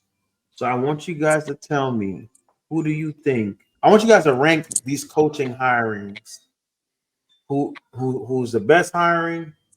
Actually, I want you to rank it on who do you think will have performed the best next season versus the worst. That's how I want you guys to rank these going into next year. So anybody want to go ahead and start? Oh, put Mike McDonald at the top. He's going to have the best season. That secondary he's about to have, and he's going to form that linebacking group because they already have Jordan Brooks. That defense is going to be serious. So all they got to do is have that offense just to get going a little bit. And yes, it's a toss-up. I think it's either him or Antonio Pierce, in my opinion. I rank them by the order. So you got who one, who two. So I got Mike McDonald one. I'll put Pierce two. Put Pierce two. Trying to remember all you said because there was a lot of names. Brian Callahan, Dave Calanesis, Gerard Mayo, Raheem Morris. Raheem's in Atlanta. I'm gonna go. Who did Cliff Kingsbury go to? He's an offensive coordinator at the Raiders. That's what I thought. Okay. I'm gonna go Callahan 3 because he just picked up the offensive line coach of the Browns, who's his father, and I think that's their bread and butter. They're gonna get back to success with the Titans. I'll put most Raheem Morris 4 with the Falcons. 5, I'll get Dan Quinn in the DC. Yes, I'm putting him there. You haven't said the name yet, so I'm just surprised. 6, I'm gonna say Jim Harbaugh. I'm waiting on the 6 is Jim Harbaugh. I don't trust that roster next year. Maybe I'm gonna give him a couple years, but we're talking about next year, right? Yeah, next year. I don't think that team's gonna be that great next year. It's gonna take him a year. That's why I have it there. So that's my opinion. He's a great coach, though. Don't get me wrong, great coach. 7, Mayo, and the last I'll put is the guy that got the Panthers job. Did I miss anybody? No, you got everybody. All right. Next, I want you, Leighton. I want you to go. I don't see all the names on the docket. I'm gonna go. Yeah, I'm gonna follow Chubbs. I'm gonna go. McDonald 1, Mike McDonald. I definitely see him doing some special things out there in Seattle. Some coaches, like, for the most part, you can tell they love the game. I mean, and I'm just a little biased because he was in Baltimore, but like he had us playing on a different level. Like he's gonna be nice. 2, I think Jim Harbaugh. Personally, like it doesn't really matter where he's been. He's a proven winner. Like he's won almost everywhere he's been. Super Bowl in San Fran. Just got it coming off of a championship with Michigan. 3, I'll probably go Antonio Pierce. I like the Raiders roster wise. They got to get some more pieces, but I think Antonio Pierce is definitely the right guy for the job. 4, Callahan, that's for the Titans, right? Mm-hmm.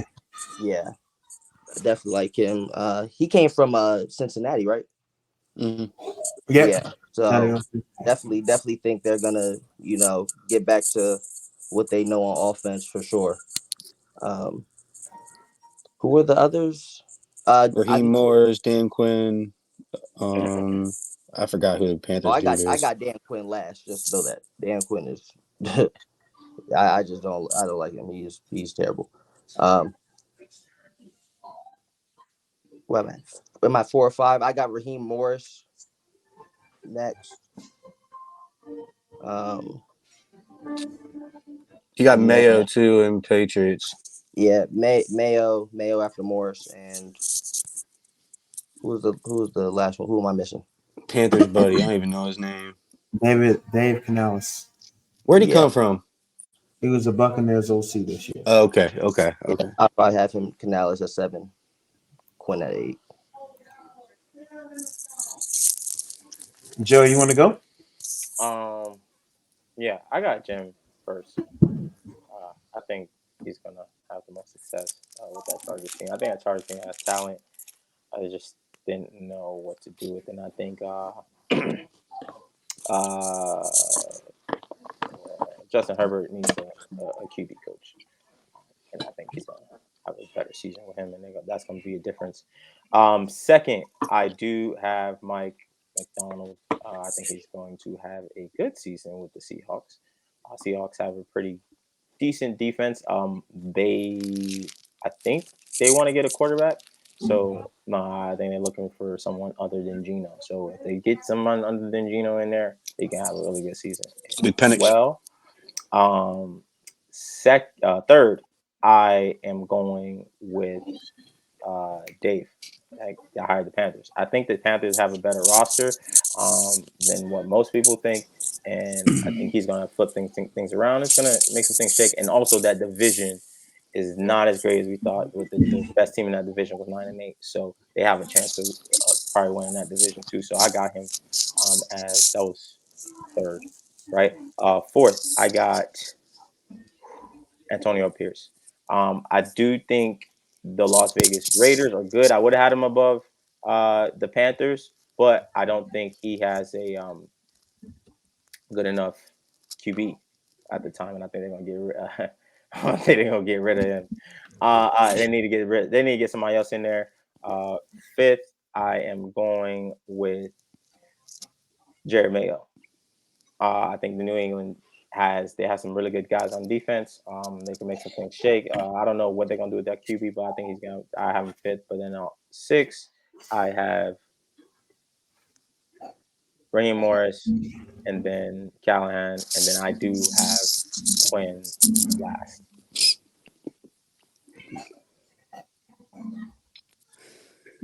All right. Smooth. Who do you have? That was so funny. nothing.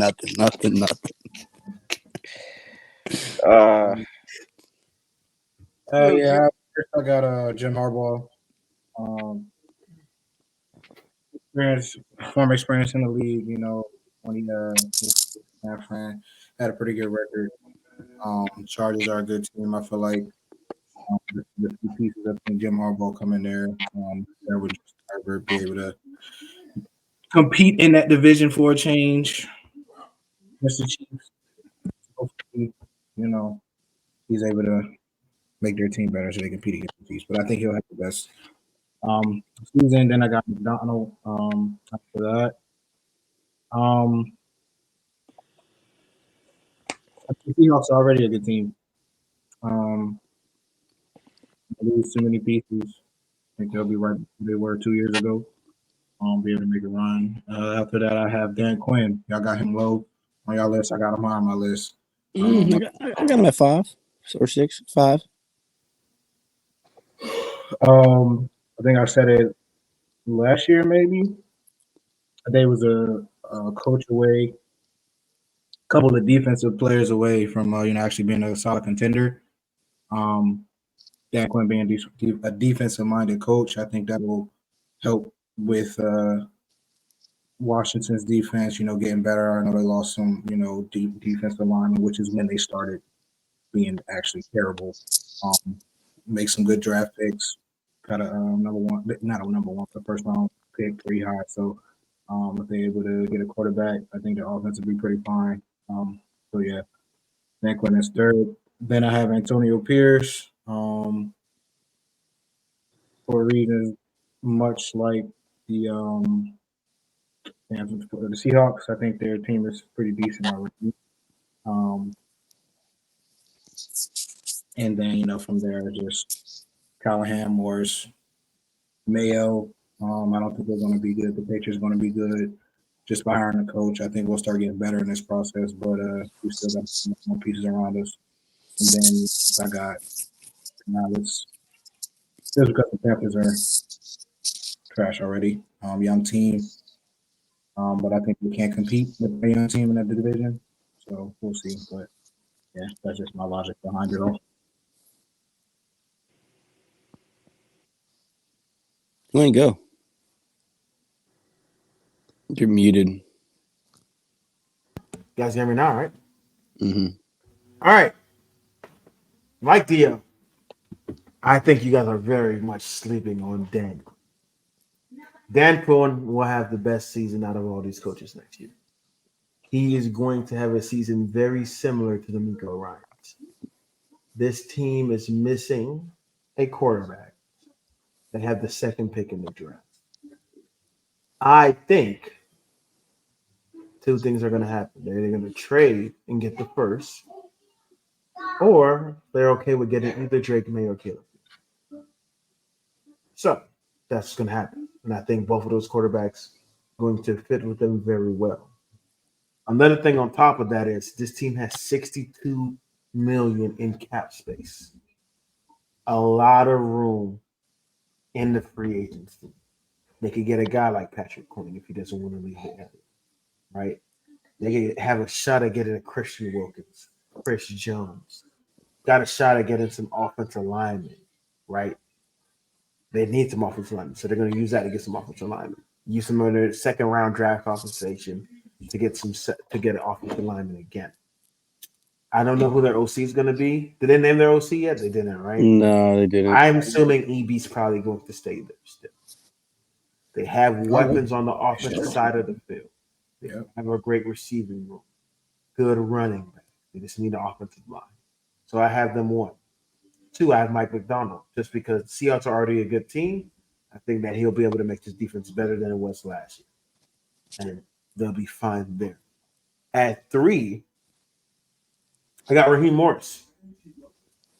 I think they're either going to trade for the first pick in the draft or they're going to get Justin Fields.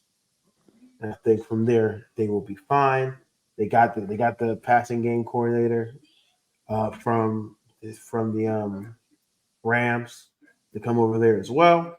So they're going to have a quarterback with a Kyle Pitts, with a Bijan Robinson, with a Drake London.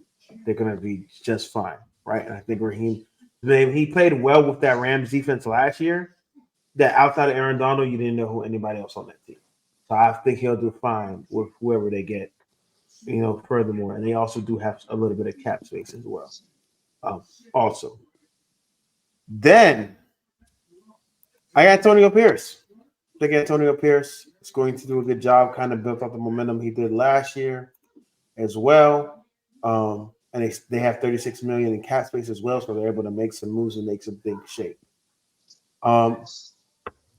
Jim Harbaugh, I want to trust him, but like Chubb said, I don't think they're going to explode just because they're in the negative in the cap. Yeah, they can make some room by releasing some guys, but that means they're going to have to get rid of Keenan Allen, get rid of Mike Williams. They're negative $55 million in cap next year.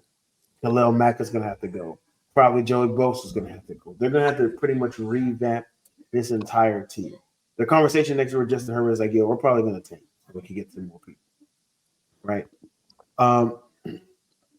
Then I do have Brian Callahan.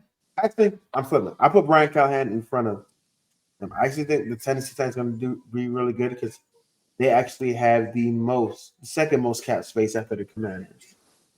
But they also still need a quarterback. Do we believe in Will Levis? Do we not believe in Will Levis? I think Will Levis going to get 1 year with him. And then I think the answer. He might be the answer, but we don't know yet. And then last, I have Dave Canales with the Carolina Panthers, just because that team is going to lose some pieces. They don't have their first-round pick this year either, and they still aren't super high. I mean, yeah, they got $26 million in cap space. We'll see what they'll do. But I think next year it will be. That's why they give him 6 years, because they know next year. His big thing is just being year 3. about. He'll be. Yeah, I think in 3 years, 2-3 years, they're gonna be like the Lions. I can see them having like a similar trajectory. Stop talking about the Lions, man. Oh, my bad, bro. Dang. Hey, speaking of coaches, are y'all surprised Bill Belichick and Mike Vrabel are jobless? That's what I was going to talk about next. What does that mean about Bill Belichick that he's jobless? They don't. I feel like they don't like his philosophy. I agree. That might be it. I feel like every team that's my bad. I'm here. Every team that interviewed them, that Bill Belichick passed up on him because I feel like his demeanor, his philosophy is probably much like that in New England, which I was just kind of like a military style. It seems like, and they want coaches who are younger who can relate to players. You know what I'm saying? That time where everything is suit and tie. I feel like the era is over as far as getting young players in the league, more generational players and stuff. So I don't know. I think that's why a lot of teams are passing up on him because I thought the Redskins would hire him. I'm sorry, the Commanders will hire him, but apparently not. I was He had two actually interviews with the Falcons surprised about and passed that. up on him. Yeah, I was surprised. Do you think he deserved any of those jobs? I mean, he hasn't. If we're being really transparent, like he really hasn't done much since Tom Brady. Maybe 1 year they made one playoff. But that's still more playoffs. than any other coach has done in their career. I understand that. Don't get me wrong, but sometimes time is time. Like, bro, like time. It was the right time to move away from him. Is all I'm saying. I'll be honest with you. The only one. I mean, I'm actually more surprised Vrabel got let go to begin with because he actually had very competitive games against really good football teams. Just one or two plays went wrong and the team took a L. The team really didn't play bad football. I was surprised he got let go to begin with, unless it was like maybe he was going to say, "I want to really resign, let me go." Maybe that's something internal happened there. But I was surprised he isn't on a team, or he got let go. I'm very surprised. Bill Belichick, I can understand. He's getting up and he's a little older guy, but he still is a great coach. I think what Bill's going to do, he's going to be on TV for a year. Sean Payton situation, he's going to be on the team next year. Maybe. It's not. I think it's really going to happen. I think it's going to happen. Same with Pete Carroll. Because Pete Carroll didn't really want to stop coaching. I think they want to just go youth movement. But Pete Carroll's going to the front office, isn't he? He is, but he made it known that like he kind of does want to still coach. Yeah. So I think it may be a momentarily he's in the front office until the right job pops up. Well, all right. Foreshadowing. What will be the right job next year? Is it the Cowboys? Is it a Cowboys job? For who? Vrabel, Belichick. Hot take. Carroll. If Saleh doesn't do well, they ain't gonna hate me. If Saleh doesn't do well next season with Aaron Rodgers, he will get fired. I'm saying this right now. If the Ravens shit the bed again, Harbaugh will be gone. Oh no, I agree. I'm not because 2025 his contract is up. Yeah, that don't make me mad. Yeah, somebody gonna have to go. So who would be there? I think three coaches. I think it would be Bill. Bill's from Annapolis. No, Bill's going to Dallas. Bill's from Annapolis. I think it would be a mistake for you guys to bring in Bill Belichick. I don't want him, but I think that he would get it. To his career. It will be Vrabel before it be Bill. I think one of those three. If Philly doesn't do well next year, I feel like that might be an open spot as well. Vrabel might go to Philly. Yeah, I can see one of them there. He would fit their whole mantra. I think Vrabel will fit with the Jets. Honestly, Saleh get out of there.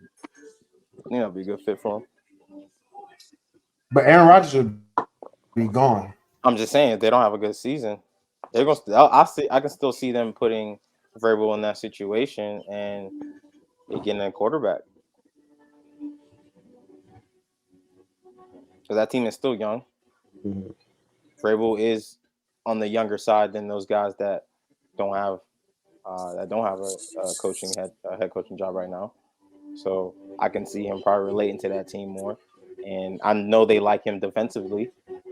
So and that's also a defensive team. I think it would be a really good fit. But Saleh's still there, so we'll see. Hey, what if Bill goes to Buffalo? I would hate that. You think Bill will go to Buffalo? I would hate if Bill and Vrabel I think Sean McDermott is treading water just like Harbaugh is. Like if the teams that are supposedly great teams keep failing in the playoffs every year, teams usually part ways after like 3 or 4 years in a row of doing that with their head coaches. I think all the teams that fired their Because you have coordinators expectations during the season, those head coaching jobs are in jeopardy. Yeah, I could see McDermott not being the coach after next year. And I feel like we don't talk about how the Bills' offense got worse after they fired their head coach. I mean, their offensive coordinator. Do you think it got worse? I think it got. They start scoring. Some people say it got better because of how many touchdowns they were scoring. Yeah, the running game was working better, but did we see Josh Allen was winning games like from the skin of his teeth sometimes, man? And I get it. The passing game wasn't as great as it typically That was true. The run game was better. Yeah, hey, but speaking of that, you don't even know what that team's gonna look like because after that game, Diggs committed to Buffalo and then comes out a couple of days ago. He's like, I don't even know what my future is in Buffalo. They're restructuring his contract. That's what I've heard. So sometimes you do that. You trade people. I'll be honest with you. I heard they're restructuring his contract, but I mean, they have a lot of people. They have about a lot of free agents they need to sign. They're under the cap, so yeah. I don't know if that's a good situation for anybody. Yeah. Over the cap. I mean, over the cap. Yeah. We know you. I do want to touch on this Arthur Smith hiring for the Pittsburgh Steelers. I want to get everyone's thoughts on the Arthur Smith hiring. I don't think it was the best, but I think it was good. Elaborate. I loved it. I don't think it was the best, but I think it was good because I think Arthur Smith can make some things happen, man. I think he's I don't know what was going on. He can make stuff happen. I don't know what was going on in Atlanta. I don't know why he wasn't putting his best players in the best situations, but we've seen him coach other places where he has done that. So I'm just saying, I don't know something was just going. I don't know if it was front office. I don't know. Maybe something going on with the players. I think there was just some type of disconnect there because it was weird. We all were looking like, why is Kyle Pitts not doing where he's supposed to be doing? Why are they not running plays for him? So for me, I think there was something personal over there. So I think over here, he has a running back. He has a capable receiver that can make something. He has two capable receivers, I think, that can ball out with him. The big question mark is who's your quarterback?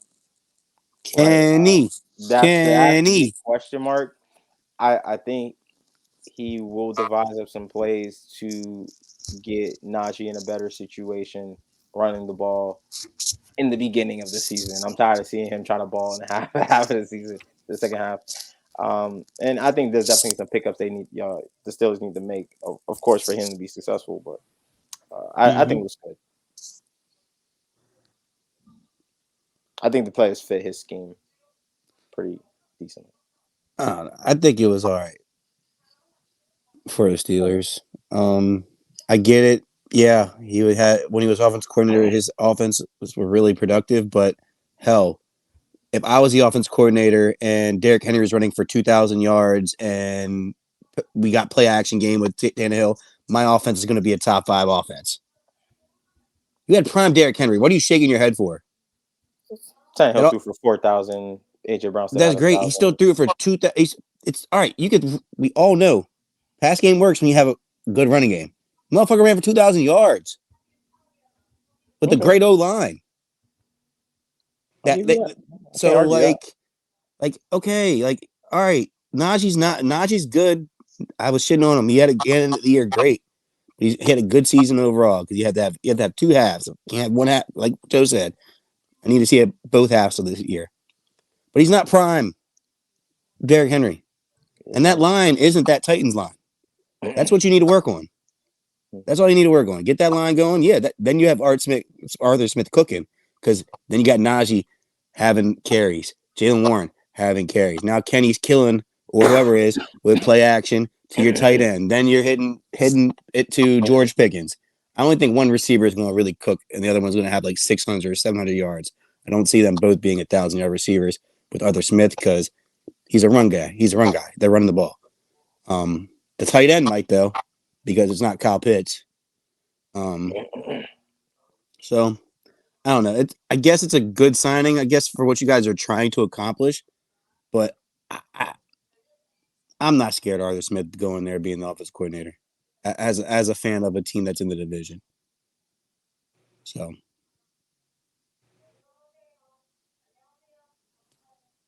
are we talking like he's going to have a top 10 offense next year? I didn't say that. I'm sorry. I'm asking Wayne. I don't believe in that quarterback. You should be worried about Arthur Smith because he cooked you guys as offensive coordinator before. Derrick Henry. He cooked you guys as an offensive coordinator. Derrick Henry cooked this. So I love this hiring, actually. I believe some guys are bad head coaches with great coordinators. Steve Spagnuolo is one of Spags was a terrible head coach. One of the best DCs ever. Josh McDaniel, terrible head coach. Really good OC. So, you know, I think this is good. Terrible. You said what, Smooth?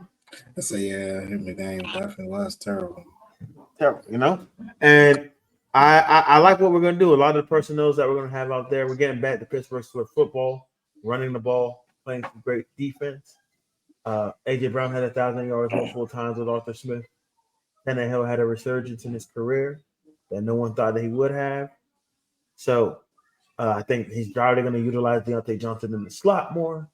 For some reason that Canada couldn't do that. Doesn't make any sense. And I just think it's going to demand a lot of greatness. Do I think we're going to have a top 10 offense?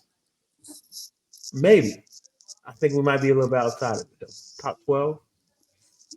And top 12 offense with that defense that we're going to have, that we always have, is a very, very dangerous Pittsburgh Steelers team.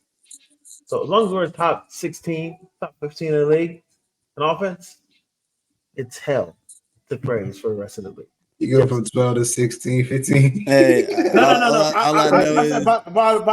I truly think we're going to be 12 or better.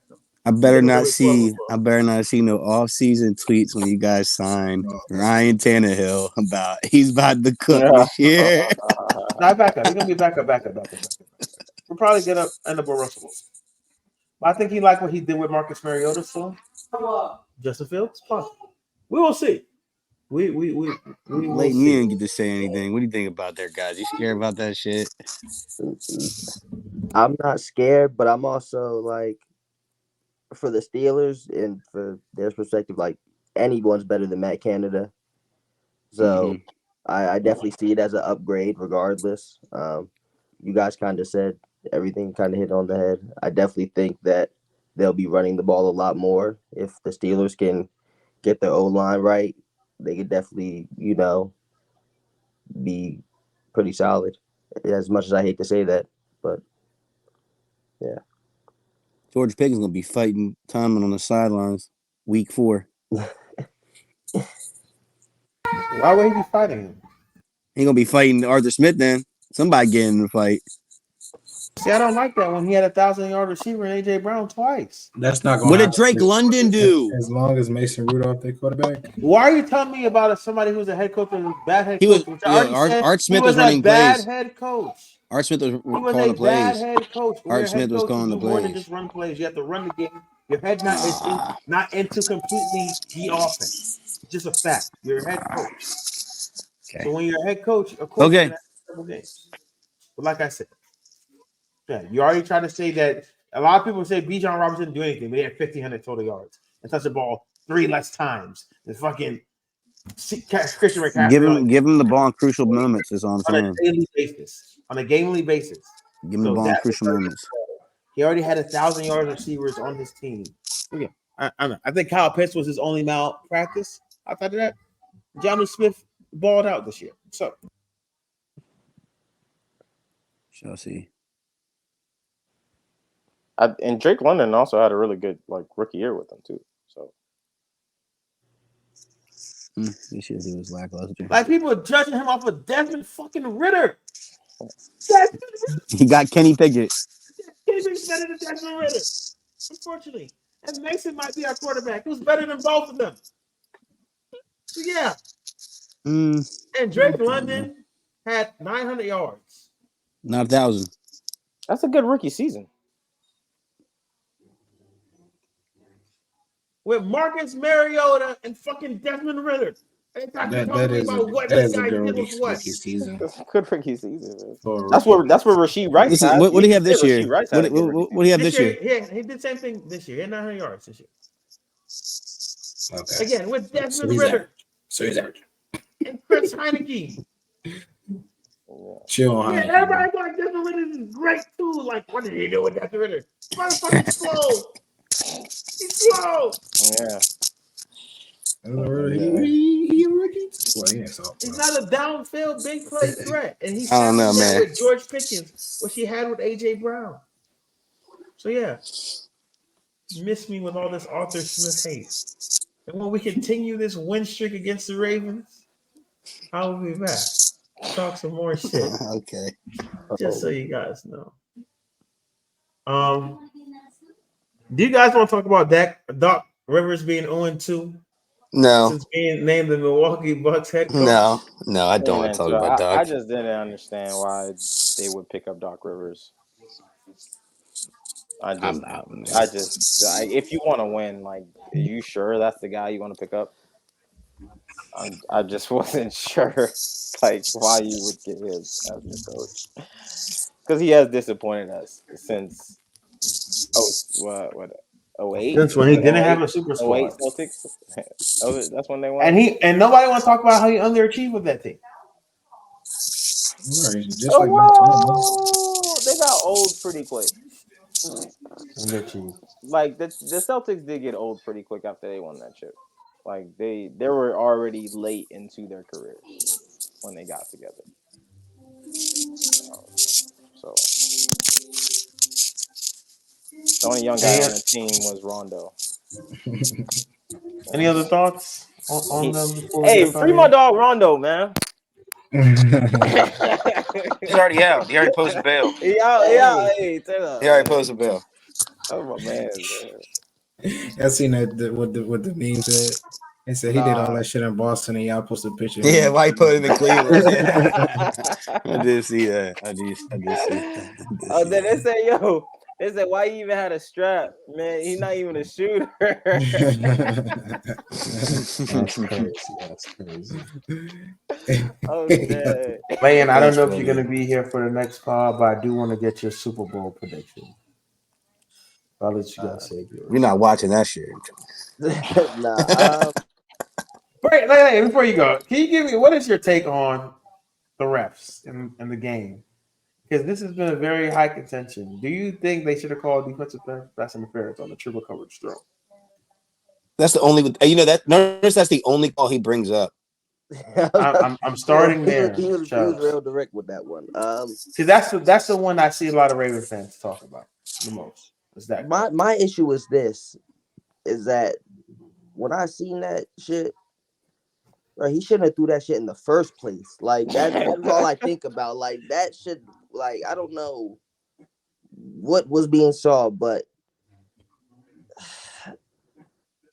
man, nah, I ain't, bro. No, we should have played better. We were the better team. We had the better, like we were better in almost all aspects except for probably a couple quarterbacks, things like that. But you did not want to say quarterback. It hurt me. Yeah, I ain't want to say it, but y'all ain't gonna let me slide. So, but nah, we should have won. We didn't. Shout out to the Chiefs. They executed. We did not. I ain't putting that on the refs. And we still had an opportunity to win with, all the other stuff that the refs did miss. But what other stuff did they miss? Give me. I want to hear. So the Isaiah Likely on the uncatchable ball. That was a miss that Ravens fans pointed out. They tried to compare the Zay Flowers taunting to the Travis Kelce touchdown celebration and said that should have been taunting. Weird. I I mean, but Travis Kelce was, bruh. I'm not like I said, bro. I don't even. Nah, get your shit off. What Travis Kelce did besides bullying? Bro, He had a couple. He started with your kicker. Bro, then he was went to, instigating a lot. He was doing a lot of instigating, bro. Like, there was stuff being said out there that easily could have been flagged for, but it, Are you up? Wait, so you were one of the people upset with the Kyle Van Noy flag? Were you upset with that? Oh yeah, definitely. Why were you upset with that, Chubbs? Yeah, because Wayne, because Wayne. That's the only reason. They told both Roquan and Travis. You can tell the ref, tell them enough. They're walking away, and Travis continued, and Kyle checked him after Travis continued. So a third person got involved when they didn't need to, and that's the ref's fault. Travis kept running his mouth to the whole fucking people. Why didn't he kept going? Roquan could keep going. My point is, when the ref told him to stop, and he kept going. Checking somebody and talking to them. Running up to them and bumping their chest is flag worthy. And we're not going to do this. This is why I wanted to get it out of you guys so I could debunk all the bullshit that I saw on Twitter. Spiking them all the way and walking away after a touchdown, not a first down, throwing the guy to the ground, throwing the ball, standing over top of him. That's taunting. That is taunting. I help you. Let's go. We're not going to talk about him, but these are the ones that we can talk about. How about Chris Jones hands to face? How about Justice Hill's tripping, which should have been a safety? How about the bear hugs you guys were doing to our defense? How about the holding that took away a touchdown? That was a holding because you guys were doing the whole fucking game. What are we talking? That wasn't a holding. That was not a holding. That was I was sick because I had money on Rasheed Rice scored a touchdown. That was not a holding, bro. I looked at that. I was like, after they reviewed it, even the announcers was like, I don't know. I don't know. Well, if we're gonna go by the announcers said that the contact to Isaiah likely happened after the pick when it happened before. But we're gonna talk about the announcers. Oh my God. Was that ball catchable for Isaiah? That ball was not catchable. He couldn't even stop to play defense on the ball if he wanted to. He couldn't because that's how bad the ball was. It would have been offensive PI if he would have did that. That's how bad the ball was. He still got pushed. He still couldn't have do it though, Wayne, to do that in the first place. That's all I'm saying. Lamar should never throw the ball 5 yards short. Hey, question: it might not be DPI, but it's past 5 yards. Illegal touching? It could be illegal touching. There's nothing. They look back like this. They literally did back not. like this, bro. That 27 did not. Stop it. Yes, Stop he it, did. He's literally looking like this. Wayne, you know what's funny? On the broadcast view, you see the ref look like he's reaching for it and he didn't get it, so he's like, fuck it. You know why he didn't reach? He didn't pull it because he saw him turn his head. He's gonna throw it, but then he turned his head. It's okay. It's okay. Anyway, Leighton, give me your Super Bowl pick. I'm going with the Niners. And this is off of wanting them to win or pure hate? Probably pure hate right now. Get back to me next week. I'm right. I say it's been a rough week. It's been a rough week, bro. I've been sick as fuck, bro. I've been sick this past week, bro. But yeah, that's just my emotional pick right now. But if y'all let me back on, I'll probably have a more detailed answer. And then one more thing before you go and we get up out of here. What are your thoughts on John Harbaugh?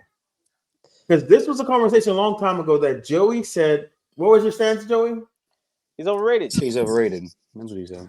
And Chubb said it was disrespectful to say that, but he has now since turned that corner. If we're giving someone credit for arrogance for the most amount of the person with the takes that came out the most true this year was Joey. I give him credit. He was first. The yell came in second. In those categories of best takes. But where are you getting these analytics from? I'm not talking about predictions. I'm not talking about predictions. He said he's got first, he's got second. I got third. I got third, and Chubb's fuck off. I'm waiting for the end of the season. Me is lie. I mean, the only thing I'm gonna hang my head on is I said the Chiefs are gonna win. Yeah. So if they win, I'm good. right? Doesn't matter everything. Everything else I said was for entertainment. So Dwayne, give me your thoughts on John Harbaugh.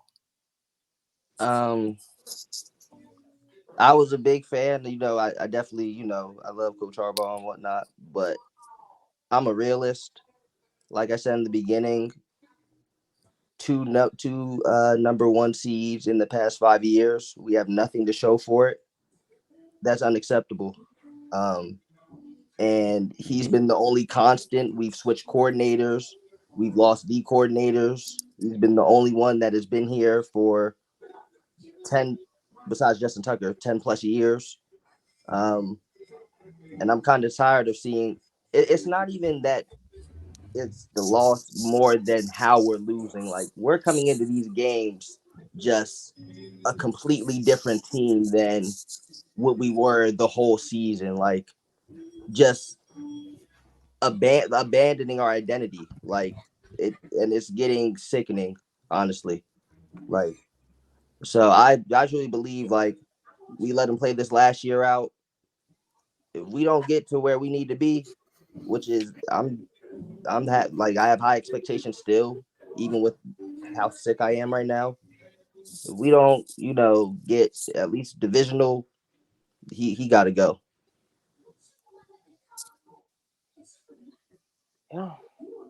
Yeah, man. I want to say one thing, man, because I was gonna bring this up, but since Wayne brought it up, I'm gonna say this, man. I feel like he's been hanging. A lot of people have been hanging on to that championship he won with Joe Flacco, and it's literally the best linebacker of all time, in my opinion, middle linebacker of all time. And then you also have one of the best safeties of all time, and now I have one of the great defenses of all time. So, and then you had Joe Flacco having one of the best performances in the playoffs, and you get that. And then when I hear,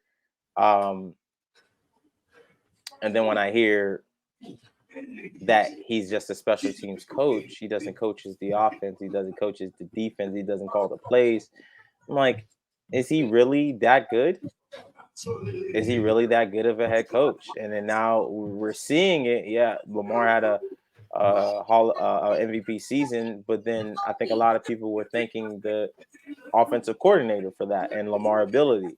And then the defensive side, we're seeing these defensive coordinators getting jobs because they're so good at what they do.